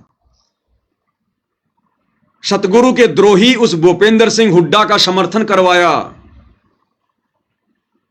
और जिस समय इन्होंने गुरुदेव के विधान से हटकर, क्योंकि गुरुदेव भगवान तो राजनेताओं पर थूकते भी नहीं है, इस राजनीति पर थूकना भी पसंद नहीं करते गुरुजी, तो अपने भक्तों को इस गंदी राजनीति में झोंकना तो बहुत दूर की बात है। और उसी गुरु का नाम लेकर 2019 में कांग्रेस को वोट डलवाए। अब जब कांग्रेस को वोट डलवाए जा रहे थे, खुलेआम कांग्रेस का समर्थन किया जा रहा था, तो बीजेपी वाले क्या कर रहे थे? वो गुरुजी को गालियां दे रहे थे। पता नहीं क्या क्या कहा होगा गुरुदेव भगवान को, कि काय का संत है, डोंगी पाखंडी, इसमें और राम रहीम में क्या अंतर, इसमें और आसाराम में क्या अंतर। सरकार के तलवे चाटने शुरू कर दिए। बीजेपी ने इस बाबा रामपाल का क्या बिगाड़ दिया जो कांग्रेस के तलवे चाट रहा है। अपनी जमानत करवाने के लिए, जेल से बाहर निकलने के लिए इसने कांग्रेस के साथ में साठगांठ कर ली। अब दुनिया को क्या पता कि ये सारे कुकर्म उनकी गैर हाजिरी में उनका परिवार कर रहा है, ये कोऑर्डिनेटर कर रहे हैं काल प्रेरणा से। तो बीजेपी वालों ने जी भर के गुरु की निंदा की, जी भर के गुरु को गालियां दी। और उसके लिए निमित्त कौन बना? गुरुजी की आड़ में 2019 में कांग्रेस का समर्थन करवाने वाला गुरु का परिवार, ये कोऑर्डिनेटर। फिर जब कांग्रेस सरकार से इनका कार्य सिद्ध नहीं हुआ, काल ने देखा कि अभी ये पूरी मर्यादा टूटी नहीं है, ढंग से इनका घीस निकालनी है। फिर 2024 में उसी काल ने प्रेरणा करके इस सतलोक आश्रम मैनेजमेंट हरियाणा को बीजेपी के सपोर्ट में खड़ा कर दिया। कांग्रेस को छोड़ दिया और फिर बीजेपी के सपोर्ट में आ गए। बड़े बड़े नेताओं की रैलियों में, एमएलए की रैलियों में बेचारे भोले भाले भक्तों को गुरुजी का आदेश बताकर भेजा जा रहा है। सरेआम वोट डलवाए जा रहे हैं पार्टी विशेष का नाम लेकर। अब वो कांग्रेस वाले क्या करेंगे? फिर वो गुरुजी को गालियां निकालेंगे कि भैया तो वास्तव में महादोगल आदमी है। अब इसने बीजेपी की पूंछ पकड़ ली, ये तो दल बदलू आदमी है, ये बाबा रामपाल तो बिना पैंदे का लोटा है, पता नहीं क्या क्या कहा होगा और जी भर के गालियां दी होंगी। इसका तो कोई स्टैंड ही नहीं है। इस बाबा रामपाल से तो राम रहीम 100 गुना अच्छा। वो शुरू से बीजेपी का है और ये तो कभी कांग्रेस का, कभी बीजेपी का, कभी कांग्रेस का, कभी बीजेपी का। तो गुरुदेव भगवान की ये निंदा चुगली जो उन्होंने की, उसके लिए निमित्त कौन बने? गुरुजी का परिवार, ये कोऑर्डिनेटर। तो बताओ इनसे बड़ा गुरुद्रोही और कौन होगा? अरे उस कमाल ने कम से कम ऐसा घटिया काम तो नहीं किया जो तुमने कर दिया। तुम तो उससे भी बड़े गुरुद्रोही की श्रेणी में हो। अरे उस काल ने कभी स्टेडियम तो नहीं बनवाए, खेल तो उस समय भी खेला करते थे लोग। उस काल ने कभी, उस कमाल ने कभी स्टेडियम तो नहीं बनवाए, अपने गुरु की मर्यादाओं को सरेआम तो नहीं तोड़ा। जो कुकर्म तुम लोगों ने कर दिए गुरु की आड़ में, तो ये रियल गुरुद्रोही हैं भाई और बहनों। तो ऐसी आत्माएं फिर 84 लाख योनि में जाएंगी, चाहे वो कितना बड़ा सूरमा क्यों ना हो। उसने चाहे सतनाम ले रखा हो, चाहे सारनाम ले रखा हो, ये काल सूक्ष्म चोट मारेगा। ये आमने सामने की लड़ाई नहीं लड़ेगा वर्तमान में। इसने कह रखा है कि अब मैं रावण जैसी गलती नहीं करूंगा, आमने सामने होकर लड़ाई नहीं लड़ूंगा। मैं दुर्योधन जैसी गलती नहीं करूंगा, आमने सामने की लड़ाई नहीं लड़ूंगा। मैं कंस जैसी गलती नहीं करूंगा, आमने सामने की लड़ाई नहीं लड़ूंगा। इस कलयुग की बिचली पीढ़ी में अगर मैं लड़ाई लड़ूंगा उस कल की भगवान के साथ, उस पूर्ण परमात्मा के साथ, तो उसके भक्तों के अंदर मैं प्रवेश करके लड़ूंगा, उसके भक्तों में प्रवेश करके लड़ूंगा। उसके भक्तों का ही मैं उस भगवान का विरोधी बना दूंगा और फिर कहूंगा कि अब मुझे मार के बता। अगर मुझे मारना है तो पहले अपने भक्तों को मारना पड़ेगा, क्योंकि मैं तेरे भक्तों में प्रवेश हूं। अगर मुझ काल को मारना है तो पहले अपने भक्तों को मारना पड़ेगा, क्योंकि अब वो आमने सामने की लड़ाई नहीं लड़ रहा, अब वो सूक्ष्म लड़ाई लड़ रहा है, भक्तों में प्रवेश करके भक्तों की मर्यादा तो डुबा रहा है। इसलिए तो गुरुदेव भगवान कहते हैं, संगत माही कुसंगत उपजे जैसे बन में बांस, और आप घिस घिस आग लगा देकर बनखंड का भी नाश। अब भाई बाप तो अपने बेटों को मार नहीं सकता, चाहे कितना ही निकम्मा क्यों ना हो। तो बाप ने खूब कोशिश की समझाने की, लेकिन नहीं समझे। बरवाला कांड से पहले बहुत कोशिश की समझाने की, लेकिन नहीं समझे। और बरवाला कांड के बाद भी गुरु ने 10 साल तक मौका दिया कि संभल जाओ संभल जाओ संभल जाओ, नहीं संभले, उल्टे बिगड़ते चले गए। तो अब गुरुदेव भगवान ने इन आश्रम वालों को और अपने परिवार को उनके जो है वो कर्मों के ऊपर छोड़ दिया कि भाई अब तुम्हें सजा तुम्हारे कर्म ही देंगे, क्योंकि संत तो अपनी संतता छोड़ेगा नहीं, अपनी तरफ से किसी को बद्दुआ देगा नहीं। इसलिए जीव के कर्मों पे छोड़ दिया। और कर्म इनके इतने बिगड़े हुए हैं भाई और बहनों, इतने बिगड़े हुए हैं, इनका कहीं से कोई बचाव का साधन नहीं निकलेगा, कहीं से भी। तो इस प्रकार की जो आत्माएं हैं, ऐसी जो घटिया हरकतें कर रहे हैं, भले उनको शतनाम मिला हो चाहे सारनाम मिला हो, वो भी 84 लाख योनियों में जाएंगे, 84 लाख योनियों में। इसलिए परमात्मा कह रहे हैं, और फिर बार बार वो निकम्मी आत्माएं उस मां के गर्भ से जन्म लेंगी। अगर मनुष्य जन्म भी उनको मिलेंगे ना, तो बार बार मां के गर्भ से तो आना पड़ेगा, वो प्रकट थोड़ी होगा। प्रोसीजर तो वही है ना मनुष्य जन्म प्राप्त करने की। और मां के गर्भ में आएगा, फिर क्या होगा? नरक कुंड भोगना पड़ेगा, नरक कुंड, क्योंकि इस पिंड में एक ब्रह्मांड का लघु चित्र है। स्वर्ग नरक 14 भवन 7 दीप 9 खंड, सारे देवी देवताओं का वास, कामधेनु का, सब इस शरीर के अंदर है। और जब उसका नरक भोगने का समय आता है, तब उसको मां के गर्भ में डाल दिया जाता है। फिर उसको मनुष्य जन्म मिलता है। और मनुष्य जन्म में यदि उसने कोई ऐसा कुकर्म कर दिया, यदि किसी की हत्या कर दी, यदि उसको जो है वो कसाई का जन्म मिल गया, तो कसाई के जन्म में वो कितने बकरे काटेगा, कितने मुर्गे काटेगा, कितने कर्म फोड़ेगा। फिर वो कुकर्मों का फल भोगने के लिए फिर उसको भी 84 में जाना पड़ेगा। तो भाई और बहनों, एक बार यदि बात बिगड़ गई तो फिर बिगड़ती चली जाएगी, फिर बिगड़ती चली जाएगी ये बात, फिर संभलने में नहीं आएगी ये। इसलिए हमने साथ साथ में गुरुदेव के संकेतों को भी समझना है। हम इसी बात को लेकर ना भूल जाएं कि बस अब तो मेरे को सतनाम मिल गया, सारनाम मिल गया, अगर पार भी नहीं हो पाया तो 84 में तो जाऊंगा ही नहीं। किसने कह दिया 84 में नहीं जाएगा? अरे ब्रह्मा विष्णु महेश की पदवी कौन आत्मा प्राप्त करती है? वो आत्मा जो कलयुग की पिछली पीढ़ी में सतगुरु रामपाल जी की शरण में आती है, और शरण में आकर जो सारनाम की कमाई करता है। और सारनाम लेने के बाद भी जो आत्मा पार नहीं हो पाती है, उन्हीं आत्माओं को तो फिर ब्रह्मा विष्णु महेश की पदवी मिलती है। और गुरुदेव ने क्या बताया कि ये ब्रह्मा विष्णु महेश भी अपना समय पूरा करके 84 लाख की यात्रा में जाएंगे, 84 लाख की यात्रा में। तो कौन से बहम में घूम रहे हो भाई और बहनों? इसलिए परमात्मा कहते हैं, समझा है तो सिर धर पांव, बहुर नहीं रे ऐसा दाव। तो परमेश्वर उसी के विषय में हमें कुछ बातें बता रहे हैं जो ध्यान से सुनने की आवश्यकता है। तू ही तुतकारे थी, जपे था जपा जाप, और बाहर आके भरम गया तो बहुत करते है पाप। माँ के पेट में तो तू ही ये भगवान बचपक्ष बाहर निकाल दो, आपको बोलूंगा नहीं, तू ही, तेरे बिना कोई नहीं हमारा, तू ही तुतकारे थी, वहां जपता जपा जाप, और बाहर आके भरम गया तन बहुत किए अब पाप। तू ही तुतकारे थी, रंकार धुन ध्यान, कद तड़प तड़प का मालिक ने याद करे था अंदर से कसक के साथ। जिन यो साज बनाई या जाकू ले पहचान, जिन यो साज बनाइया जाकू ले पहचान। और मां के गर्भ में किस प्रकार से तड़प तड़प के कशक के साथ में रो रो के प्रार्थना करते थे कि ये परमात्मा हम इस नरक कुंड से बाहर निकाल दो, नरक कुंड से बाहर निकाल दो। भाई और बहनों, उतनी तड़प, उतनी ही ये कशक हमारी आज गुरुदेव के ज्ञान को आधार बनाकर, इस ज्ञान को अच्छे से समझकर जब इस 21 ब्रह्मांड से, इस पृथ्वी लोक से बाहर निकलने की बनेगी सतलोक के लिए, तब परमात्मा हमारी पुकार सुनेगा। क्योंकि मां के गर्भ में हम कितने दुखी, कितने कायल, कितने परेशान, कितने तड़प रहे थे। गुरु के हर वचन को स्वीकार कर रहे थे कि आप जो कहोगे मैं आपकी हर बात मानूंगा, बस आप मुझे एक बार इस दुख से बाहर निकाल दो। और जब उसने इतनी प्रार्थना की, वो इतना दुखी हो रहा था वास्तव में, तब परमात्मा ने उसकी पुकार को सुना और मां के गर्भ से बाहर निकाला।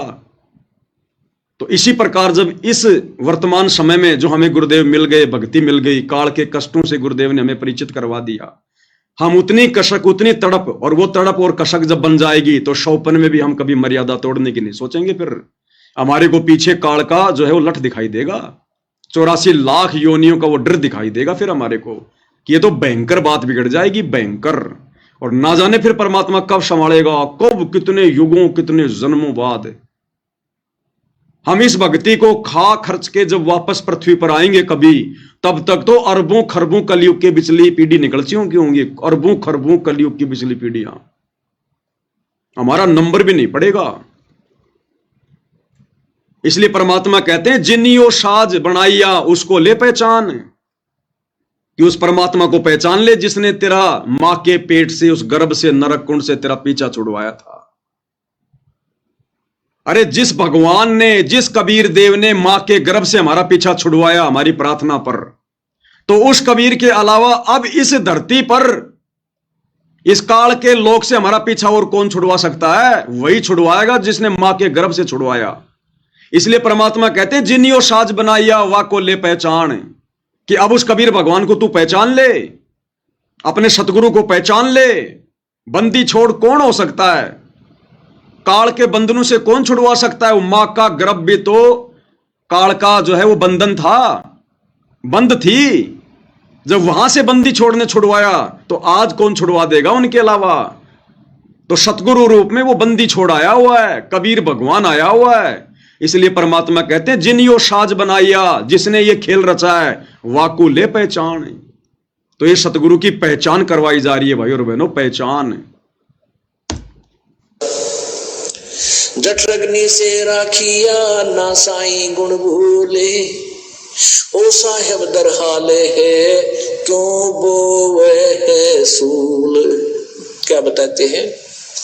उस परम पिता की गुणों को भूला मत भाई, जिसने तेरी ऐसी आपत्ति में रक्षा की। मां के पेट में सबसे भयंकर दुख है मां के गर्भ में। आपको एक प्राणी का 100 वर्ष जीवन और 100 वर्ष कोड लग जा, उससे भी ज्यादा दुख 9 महीने के अंदर इस गर्भ के अंदर आप काट कर बाहर आते हो, और बाहर आते भूल जाते हो, क्योंकि बिना ज्ञान के, बगैर सत्संग के हम ऐसे धोखा खाते रहे।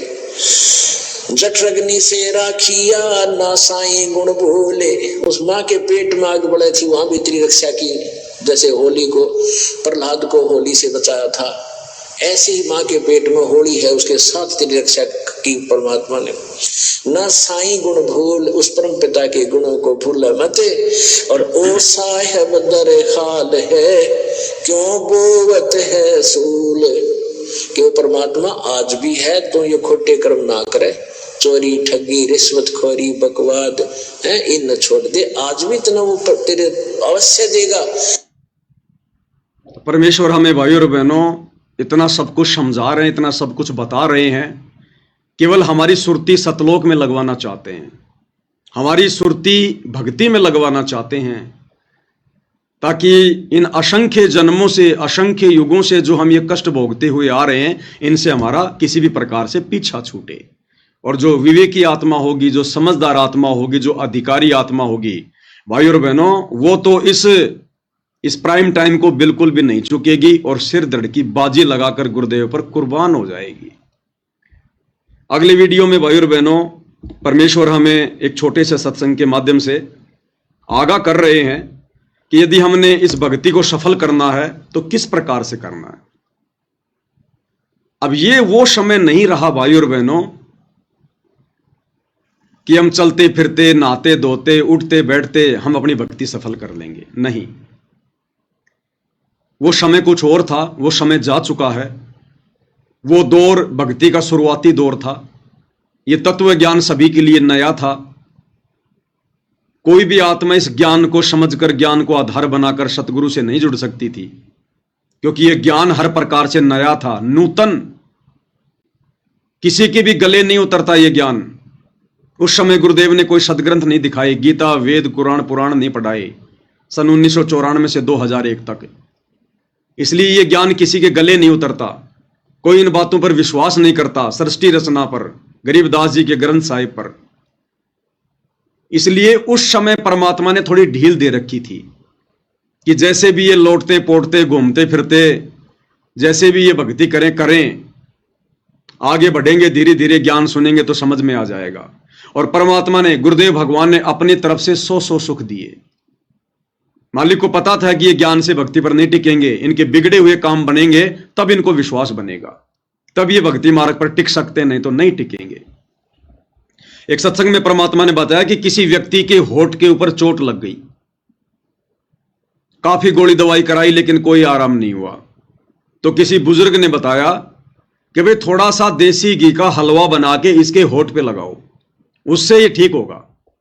तो घर वालों ने 1 चम्मच थोड़ा सा हलवा बनाया और उसके होठ के ऊपर रखें और वो तुरंत अंदर ले जाए, तुरंत रखें अंदर ले जाए। तो फिर उस व्यक्ति ने कहा, अरे पहले इसको अंदर से छिकाओ, पहले इसका पेट अंदर से भरो पूरा, फिर ये इसके होठ पे टिकेगा ये हलवा। तो फिर ढंग से हलवा बनाया, पहले उसको खिलाया, और जब उसका पेट भर गया, और हलवा भाई और बहनों गुरुदेव ने बताया एक ऐसी चीज है, एक बार यदि आपका हलवे से मन भर गया ना, उसके बाद में आपको इतना सा हलवा भी अच्छा नहीं लगेगा। तो पहले तो उसको अंदर से छिका और फिर उसके होठ पे लगाया, फिर उसके होठ पे वो हलवा टिका।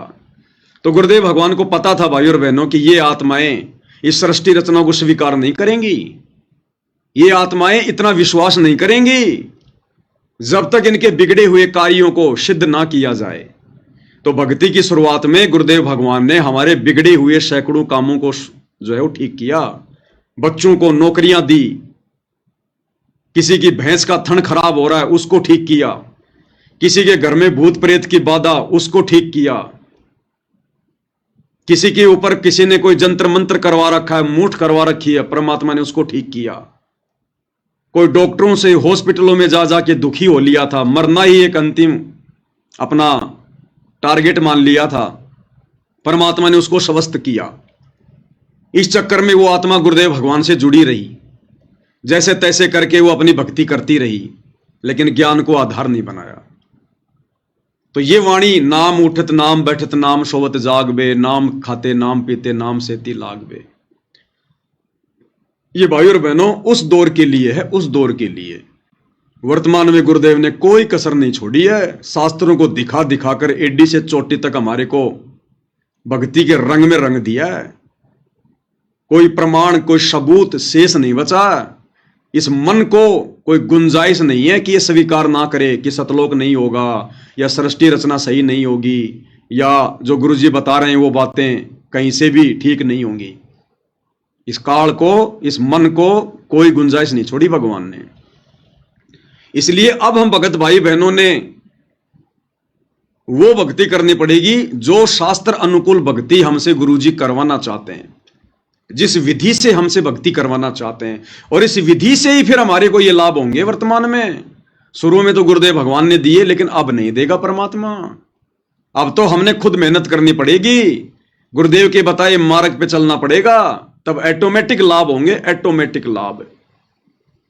लेकिन उस समय के लिए भी गुरुदेव भगवान ने क्या संकेत किया, उस समय के लिए भी, ये सत्संग सन 1999 का है, रोहतक सत्संग, और उस समय के लिए भी गुरुदेव भगवान क्या कह रहे हैं।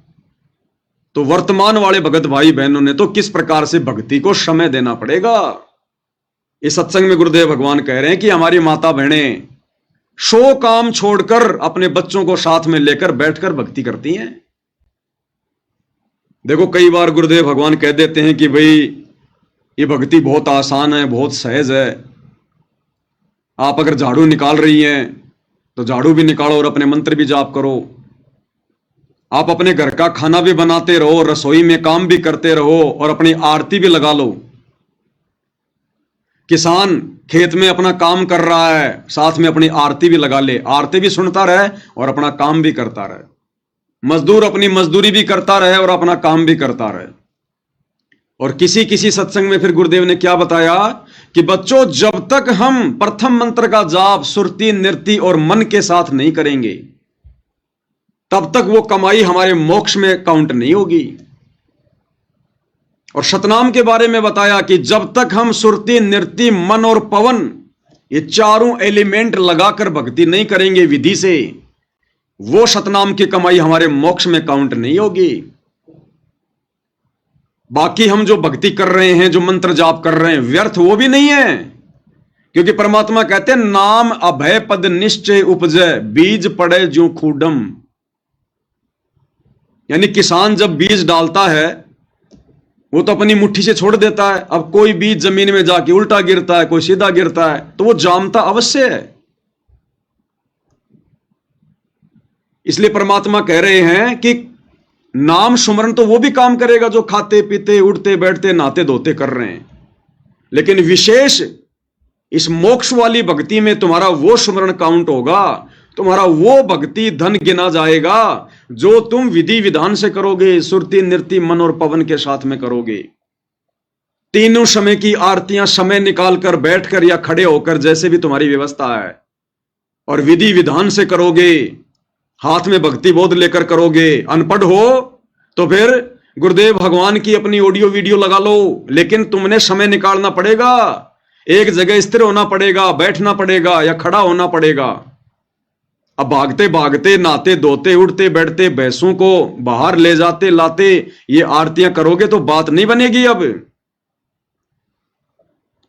ये बिल्कुल पीक टाइम आ गया भक्ति का, और अब परमात्मा ने हमें वो भक्ति विधि दे दी, अनमोल भक्ति विधि। कम से कम सुबह शाम तो हम भगत भाई बहनों ने गुरुदेव भगवान की 5 दीपक वाली थाली के साथ में आरती उतारनी है। देखो, विशेष परिस्थितियों में चाहे सुबह का नित्य नियम हो, चाहे शाम की संध्या आरती हो, अगर हम दीपक वाली आरती के साथ में नहीं करते हैं तो कोई दोष नहीं है, कोई नुकसान नहीं है। भले आप जी 5 दिन के लिए कहीं बाहर चले गए, आप नहीं कर पाए तो कोई दिक्कत नहीं है। ऐसी विशेष परिस्थितियों में हम लोग चलते चलते भी आरती कर सकते हैं, अपना काम धाम करते करते भी हम लोग आरती जो है वो कर सकते हैं। लेकिन यदि आप बिल्कुल नॉर्मल वे में हैं, आपके पास समय है, तो फिर हमने विधि विधान से ही परमेश्वर की आरतियां करनी पड़ेंगी। हमने समय निकालकर चारों एलिमेंट लगाकर सुरती, नृत्य और मन और पवन के साथ ही हमने सुमरण करना पड़ेगा। और उस सुमरण में जो आनंद होगा, उस सुमरण का जो धन जमा होगा, वो वारन पार होगा। तो वर्तमान में तो हमने भाई और बहनों कितना सावधान होकर इस भक्ति को ही अपने जीवन का अंतिम लक्ष्य मानकर, प्रथम कार्य मानकर, बाकी कार्य बाद में, भक्ति वाला कार्य प्रथम, आत्म कल्याण प्रथम है, बाकी दुनिया के काम बाद में है। और जिस समय आत्माएं इस विधि से भक्ति नहीं करती थी, फिर भी परमात्मा सत्संग में जिक्र कर रहे हैं, क्योंकि परमात्मा ने वो सत्संग उस समय केवल उसी समय को ध्यान में रख के नहीं किया, मालिक ने आगामी समय को ध्यान में रख के सत्संग किया। और गुरुदेव कह रहे हैं 1999 में कि हमारी माता बहनें 100 काम छोड़कर, अब बताओ भाई 100 काम में तो सारे काम आ गए, खाना बनाने का काम, झाड़ू निकालने का काम, कपड़े धोने का काम, बर्तन धोने का काम, बच्चों को नहलाने का काम, उनको कपड़े पहनाने का काम, सारे काम आ गए 100 कामों में। तो 100 काम तो होते भी नहीं है। और दूसरा 100 काम का मतलब होता है सारे सांसारिक झंझटों को छोड़कर। और क्या कह रहे हैं, बच्चों को साथ में लेकर बैठकर भक्ति करते हैं, आरती करते हैं। तो ये आदेश है गुरुदेव भगवान का। जब हम भी इसी प्रकार से अपने 100 काम छोड़कर और बैठकर यहां पर बैठने का मतलब है शांति से, जैसे पहले हम भागादौड़ी में आरती, भागादौड़ी में भक्ति मंत्र करते थे, तो यहां पर बैठने का मतलब है शांति से समय निकालकर अपने बच्चों को साथ में लेकर बैठ के भक्ति करती हैं। अब एक तरफ तो गुरुजी कहते हैं कि खाना बनाते बनाते भी कर लो, और यहां कह रहे हैं कि 100 काम छोड़कर हमारी माता बहनें बच्चों को साथ में लेकर भक्ति कर रही हैं। तो भाई और बहनों, हमने गुरुदेव के संकेतों को समझना पड़ेगा। आप विशेष परिस्थितियों में अपना कार्य करते करते आरती कर सकते हो, सुमरण कर सकते हो, लेकिन हमने ये रोजाना का रूटीन नहीं बनाना। ये मजबूरी आपको महीने में 2 बार आ सकती है, 3 बार आ सकती है, ज्यादा से ज्यादा 5 बार आ सकती है। उन मजबूरी में तो हम लोग आरती वारती ऐसे कर सकते हैं, अपना ऑडियो वीडियो में लगा के या जैसे भी है, अपना कोई कार्य जो है वो करते करते। आप कहीं जा रहे हो, आप अपनी गाड़ी में आरती लगा लो, 2-4 भगत हो तो वैसे अपनी लेके भक्ति बोध अपना बैठे बैठे आरती कर लो, ये विशेष परिस्थितियों में। बाकी यदि आप घर पर हो, नॉर्मल वे में हो, तो फिर आपने विधि विधान से ही परमेश्वर की शास्त्र अनुकूल भक्ति करनी पड़ेगी। तभी ये माना जाएगा कि हमने 100 कार्यों को छोड़कर भक्ति को प्रथम महत्व दिया है। तब भाई और बहनों परमात्मा प्रसन्न होंगे। वे तो अंतर्यामी हैं, उनको दिखाने और बताने की जरूरत नहीं है। तो क्या कहते हैं गुरुदेव भगवान, क्या संदेशा दे रहे हैं? भाई और बहनों, ये शॉर्ट वीडियो अब हमने दोबारा सुनने को नहीं मिलेंगे, ये फाइनल वीडियो बन रहे हैं। और हो सकता है गुरुदेव भगवान के आने के बाद ये पवन दास या मेरे जैसे अन्य सत्सेवक भाई बहन जो परमेश्वर का संदेशा दे रहे हैं, हो सकता है हम भाई बहन आप लोगों को सोशल मीडिया पर दिखाई भी ना दें। हमारे सामने 2 ही ऑप्शन होंगे उस समय, 2 ही ऑप्शन, तीसरा ऑप्शन नहीं होगा। हमारा सबसे पहला ऑप्शन तो होगा बिल्कुल दुनिया से हटकर और एकांत में रहकर अपना साधारण सा जीवन व्यतीत करते हुए अपनी भक्ति करना। और दूसरा ऑप्शन, भाई परमात्मा की कोई विशेष रजा हो जाए, परमात्मा कोई विशेष सेवा दे दे, तो फिर हम गुरुदेव भगवान की सेवा में बिजी रहेंगे। फिर हमारी ड्यूटी समाप्त हो जाएगी, फिर उस समय संगत को समझाने की। फिर बाप आ जाएगा, अरे जब तक हॉस्पिटल में बड़ा डॉक्टर नहीं होता तब तक ही कंपाउंडर की ड्यूटी होती है मरीज को संभालने की, गोली दवाई देने की, छोटा मोटा इंजेक्शन लगाने की, उसको जो है वो ग्लूकोज वगैरह देने की, कोई जो है मरहम पट्टी करने की। और जब डॉक्टर आ जाता है हॉस्पिटल में, फिर कंपाउंडर का काम खत्म हो जाता है, फिर डॉक्टर संभालता है सारी कमान। तो हम कुछ एक सत्सेवक भाई बहन आज गुरुदेव भगवान की गैर हाजिरी में उस कंपाउंडर की भूमिका निभा रहे हैं, अपने शुभ कर्म बना रहे हैं, अपनी सेवा लगा रहे हैं। डॉक्टर साहब के आने के बाद फिर हमारा कोई वजूद नहीं, कोई औचित्य नहीं है। फिर हम अपना वही काम करेंगे जो डॉक्टर जी ने हमें दिया हुआ है। तो क्या कह रहे हैं गुरुदेव भगवान, 100 काम छोड़कर। और ये रिहर्सल यदि हम गुरुदेव भगवान के हिसार जेल से अपने मिशन को पूरा करने से पहले पहले अगर बना लें तो आप और हमारे भले में होगा। आप सोचेंगे गुरुजी के आने के बाद हम सही भक्ति करेंगे, गुरुजी के आने के बाद हम भगत बन जाएंगे।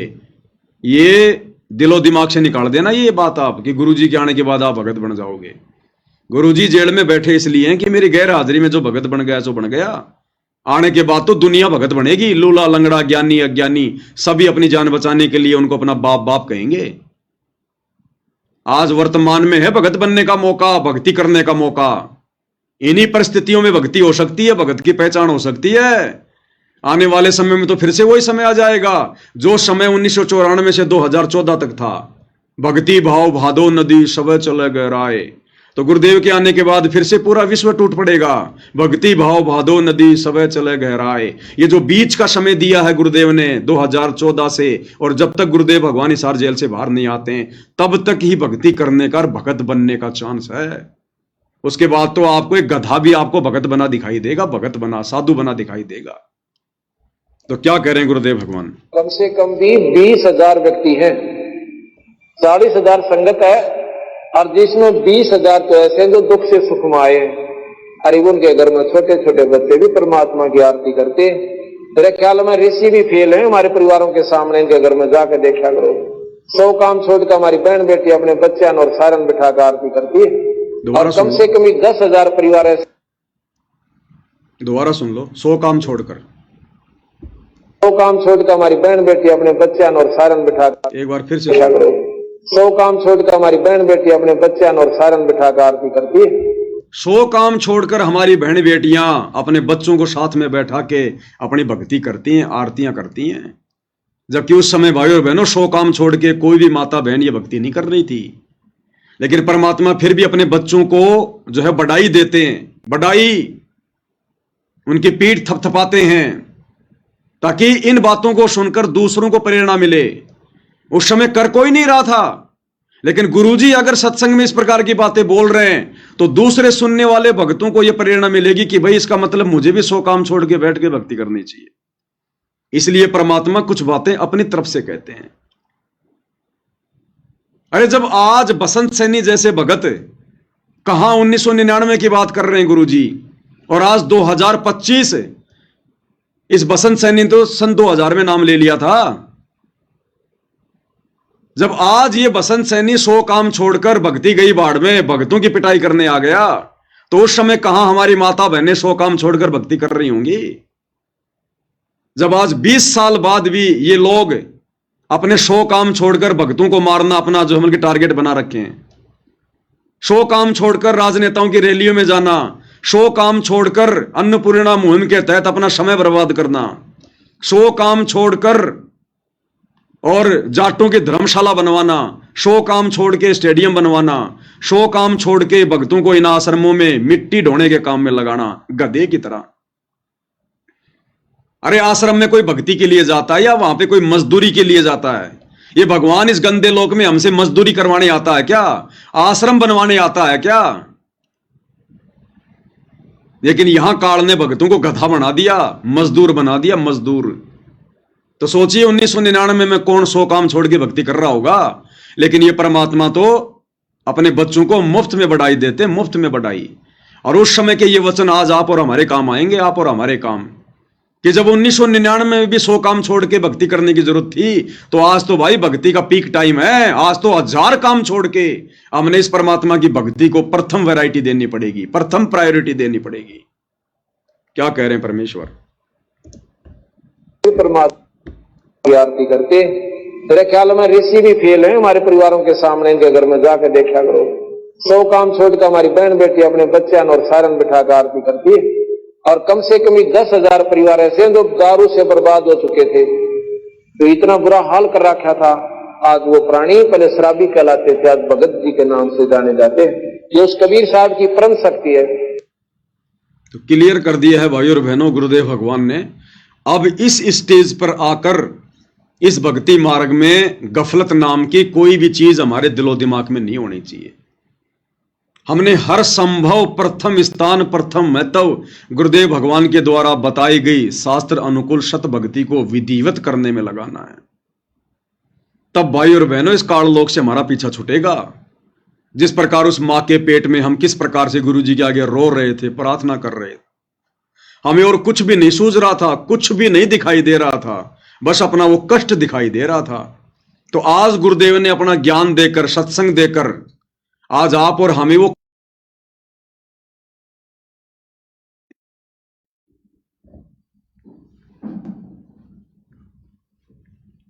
लाइट चली गई, लाइव डिस्कनेक्ट हो गया क्या?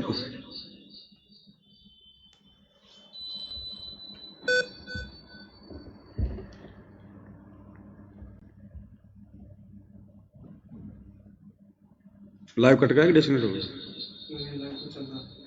लाइव तो चल रहा है। चल रहा है। हाँ। ये एसी का मैं उसको बुलाना पड़ेगा एसी का। लाइव चल रहा है, डिस्कनेक्ट थोड़ी हुआ है। नहीं चल रहा है। टीवी के चला दो। ये बीच में थोड़ी लाइट चली गई थी भाई और बहनों, लाइट कट गई थी, इसकी आवाज डबल क्यों आ रही?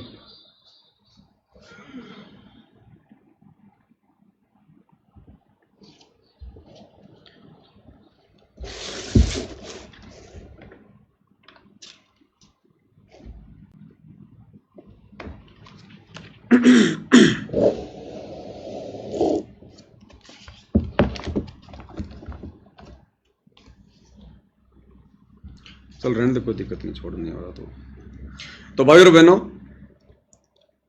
गुरुदेव के शॉर्ट वीडियो के ऊपर आज हम केवल इतना ही लाइव आएंगे। और लास्ट में गुरुदेव भगवान की महिमा में दास एक शब्द गाएगा, सत कबीर द्वारे थारे पर एक दास भिखारी आया है। शब्द का खुलासा हम पहले मालिक के ज्ञान आधार से वीडियो में जो है वो कर चुके हैं, केवल परमेश्वर की महिमा करेंगे। बंदी छोड़ सतगुरु रामपाल जी भगवान की जय हो। सत कबीर द्वारे क्या हुआ? सत कबीर दवारे थारे पर एक दास भिखारी आया है भगति की भिक्षा दे दीजो मेद कटोरा लाया है भगति की भिक्षा दे दीजो उम्मीद कटोरा लाया है। तज नरसी वाले ठाठ नहीं मैं धन्ना जैसा जाट नहीं। तज नरसी वाले ठाठ नहीं मैं धन्ना जैसा जाट नहीं। मेरी मोर धवज सी साठ नहीं जिसने लड़का चीर चढ़ाया है। मेरी मोर धवज सी साठ नहीं जिसने लड़का चीर चढ़ाया है। भक्ति की भिक्षा दे दीजो उम्मीद कटोरा लाया है। शत कबीर दवारे थारे पर एक दास भिखारी आया है। भक्ति की भिक्षा दे दीजो उम्मीद कटोरा लाया। शेख फरीद जैसा तप नहीं मेरा वाल्मीक जैसा जप नहीं। शेख फरीद जैसा तप नहीं मेरा वाल्मीक जैसा जप नहीं। मंसूर सियानल हक नहीं जिसने टुकड़े शरीर कराया है। मंसूर सियानल हक नहीं जिसने टुकड़े शरीर कराया।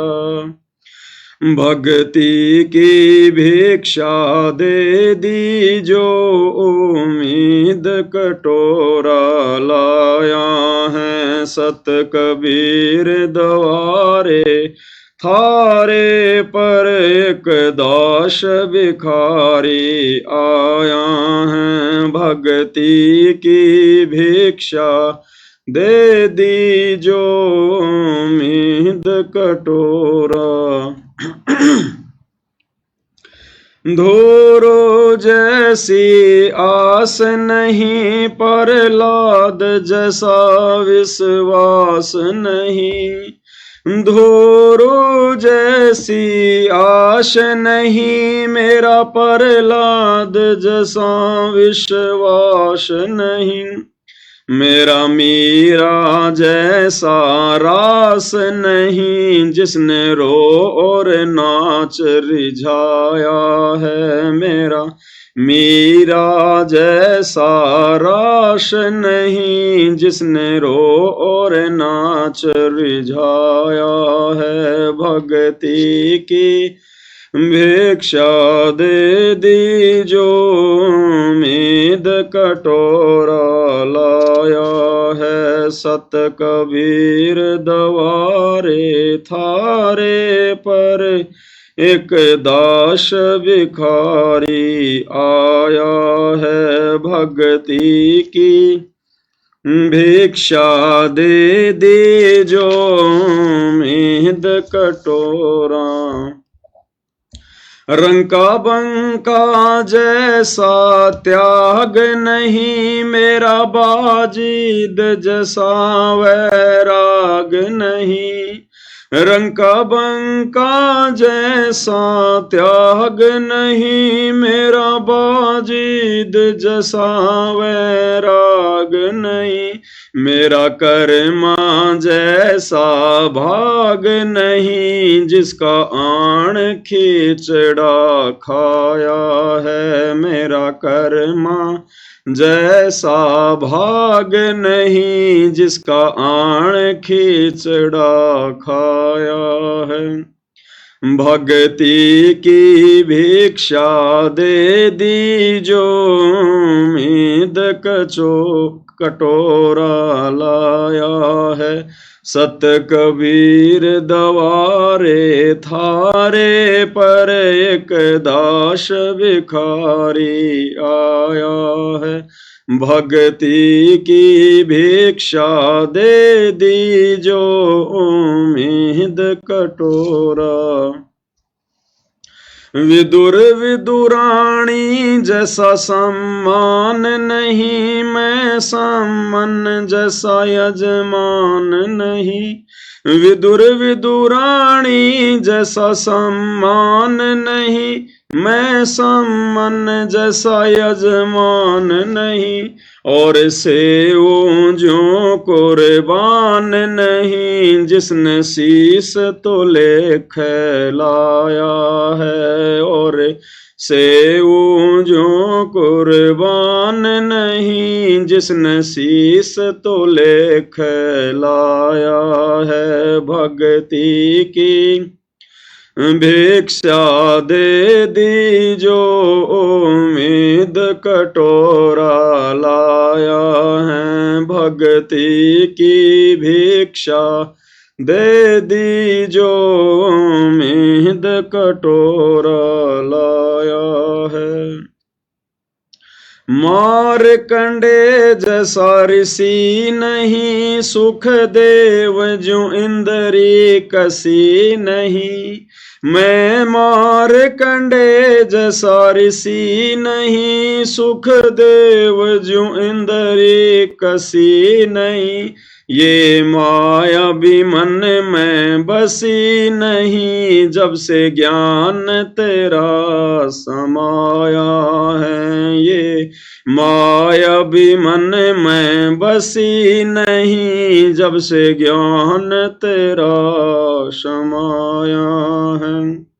भक्ति की भिक्षा दे दीजो, उम्मीद कटोरा लाया है। सत कबीर दवारे थारे पर, एक दास भिखारी आया है। भक्ति की भिक्षा दे दीजो, उम्मीद कटोरा। धर्मदास जैसा भक्ति सेठ नहीं, जीवा दत्ता जैसी उण सेठ नहीं। धर्मदास जैसा भक्ति सेठ नहीं, जीवा दत्ता जैसी उण सेठ नहीं। मेरा पीपा जैसा ढेठ नहीं, जिसने दरिया बीच बुलाया है। मेरा पीपा जैसा ढेठ नहीं, जिसने दरिया बीच बुलाया है। भक्ति की भिक्षा दे दीजो, उम्मीद कटोरा लाया है।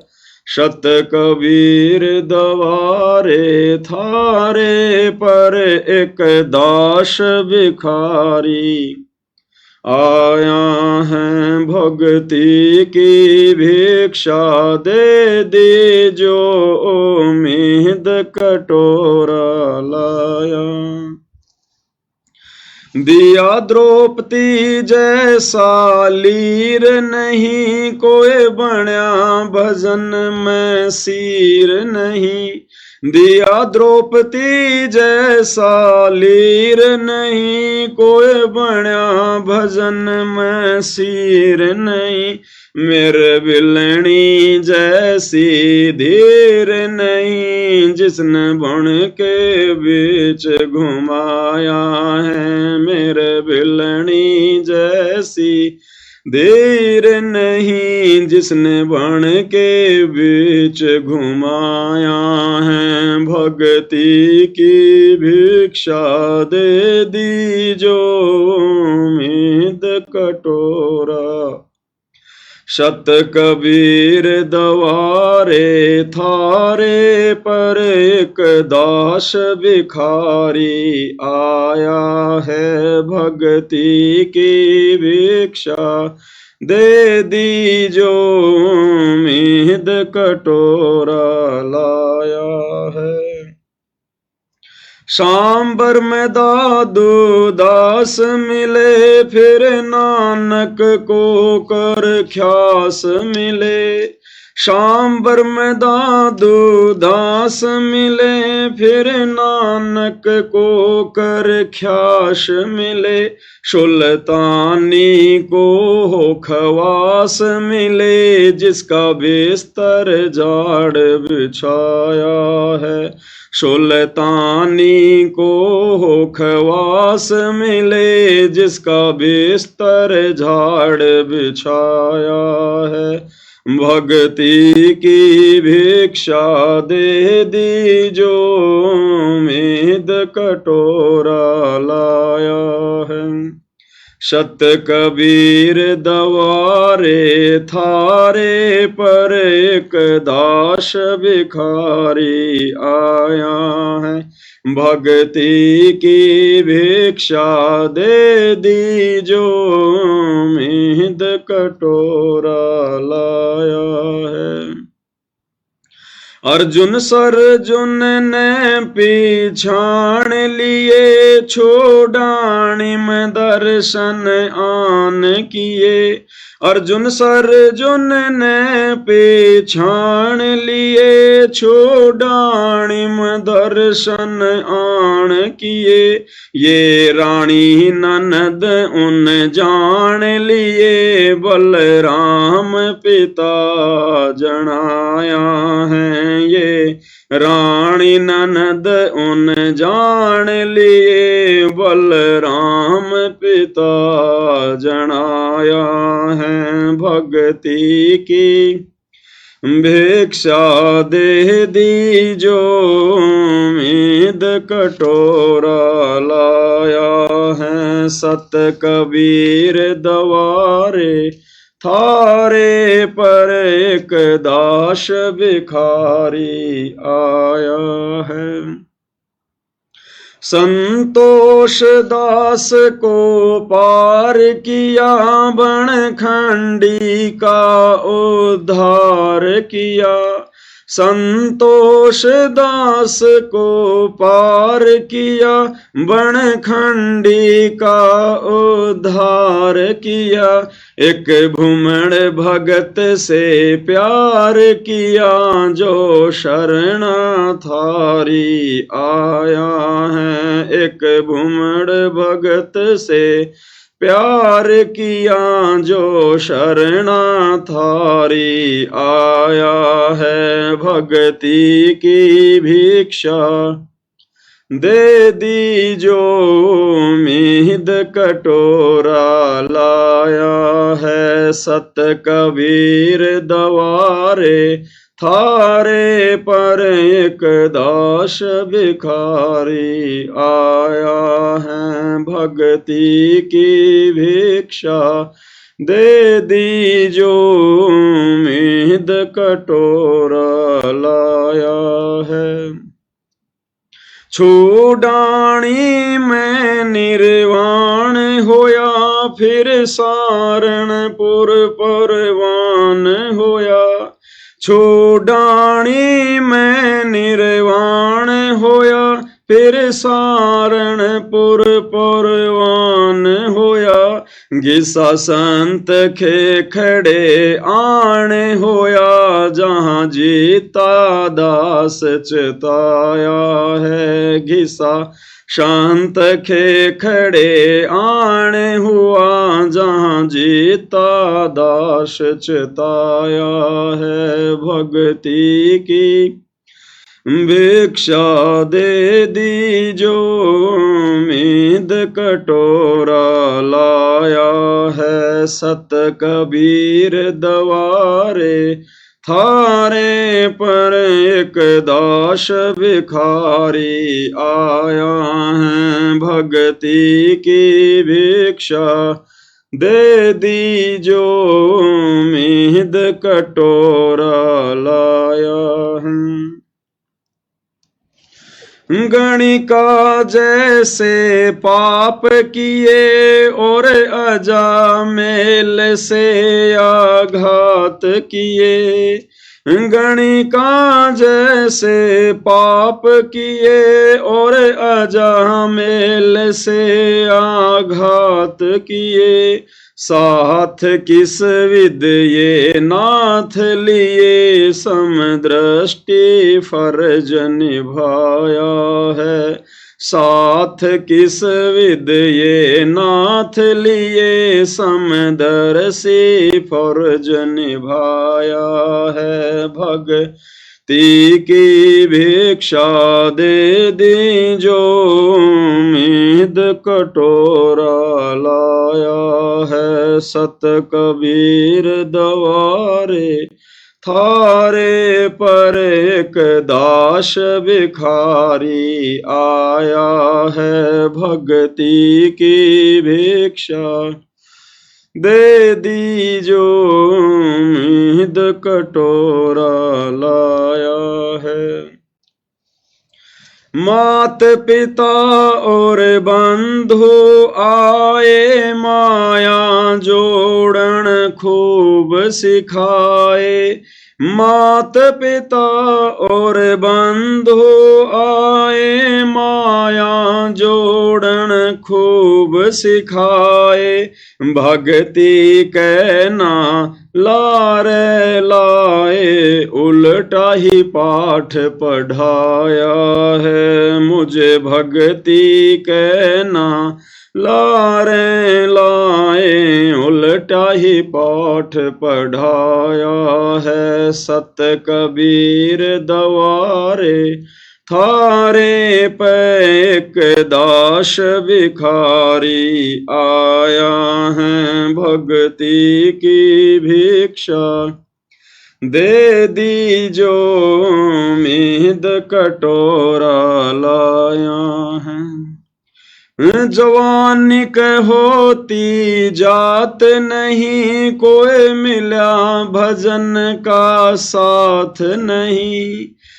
जवानिक होती जात नहीं कोई मिला भजन का साथ नहीं। मेरी सुनीति सी मात नहीं जिसने बेटा भगत बनाया है।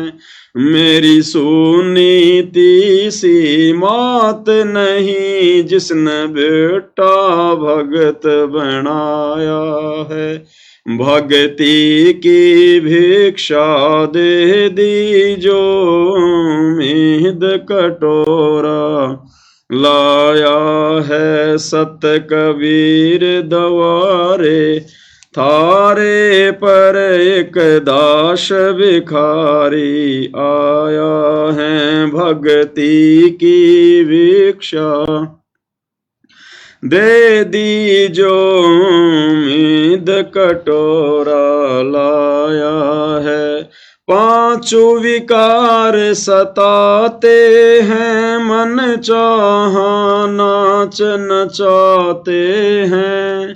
पांचों विकार सताते हैं मन चाहा नाच नचाते हैं। हे सायब ना बच पाते हैं माया ने जाल बिछाया है। हे सायब ना बच पाते हैं माया ने जाल बिछाया है। भक्ति की भिक्षा दे दीजो मीद कटोरा लाया है। सत कबीर दवारे थारे पर एक दास भिखारी आया है। भक्ति की भिक्षा दे दीजो मीद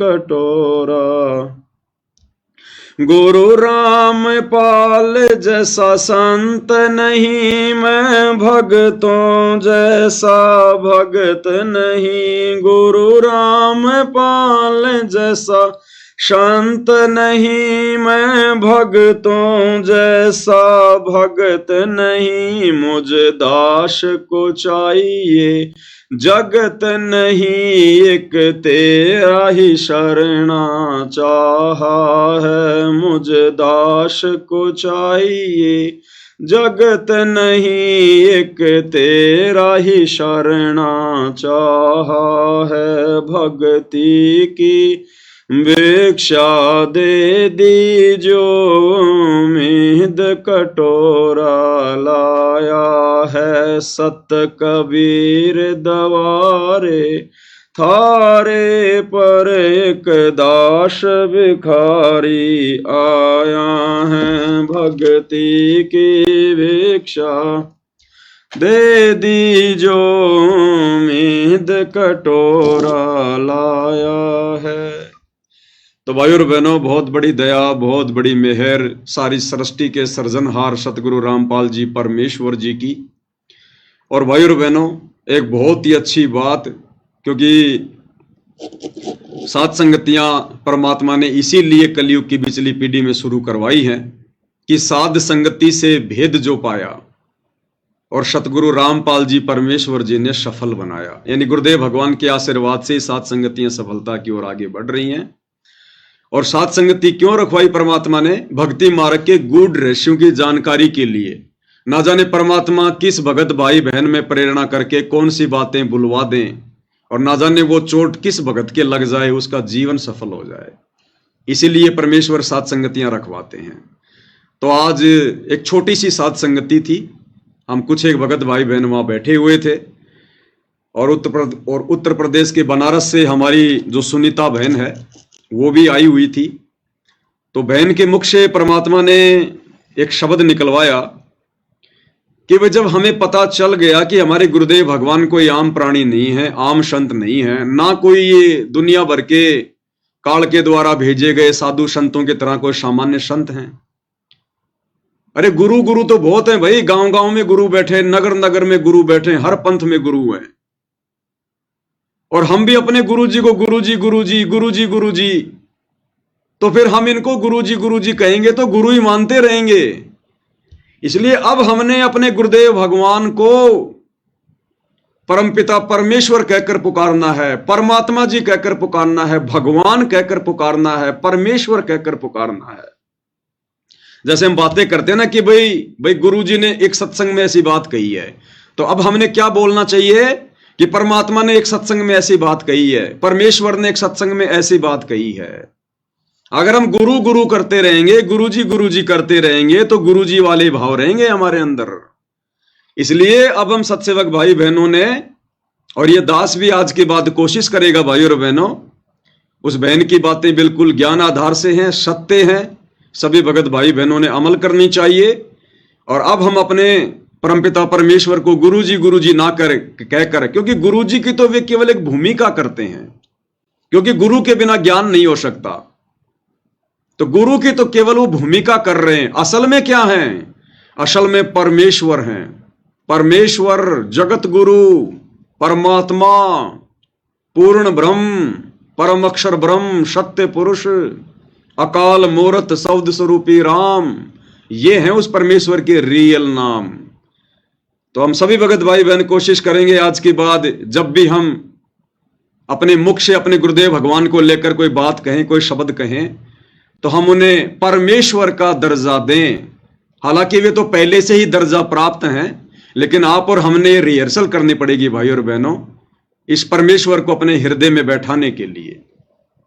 और एक सत्संग में गुरुदेव भगवान ने हमें कह भी रखा है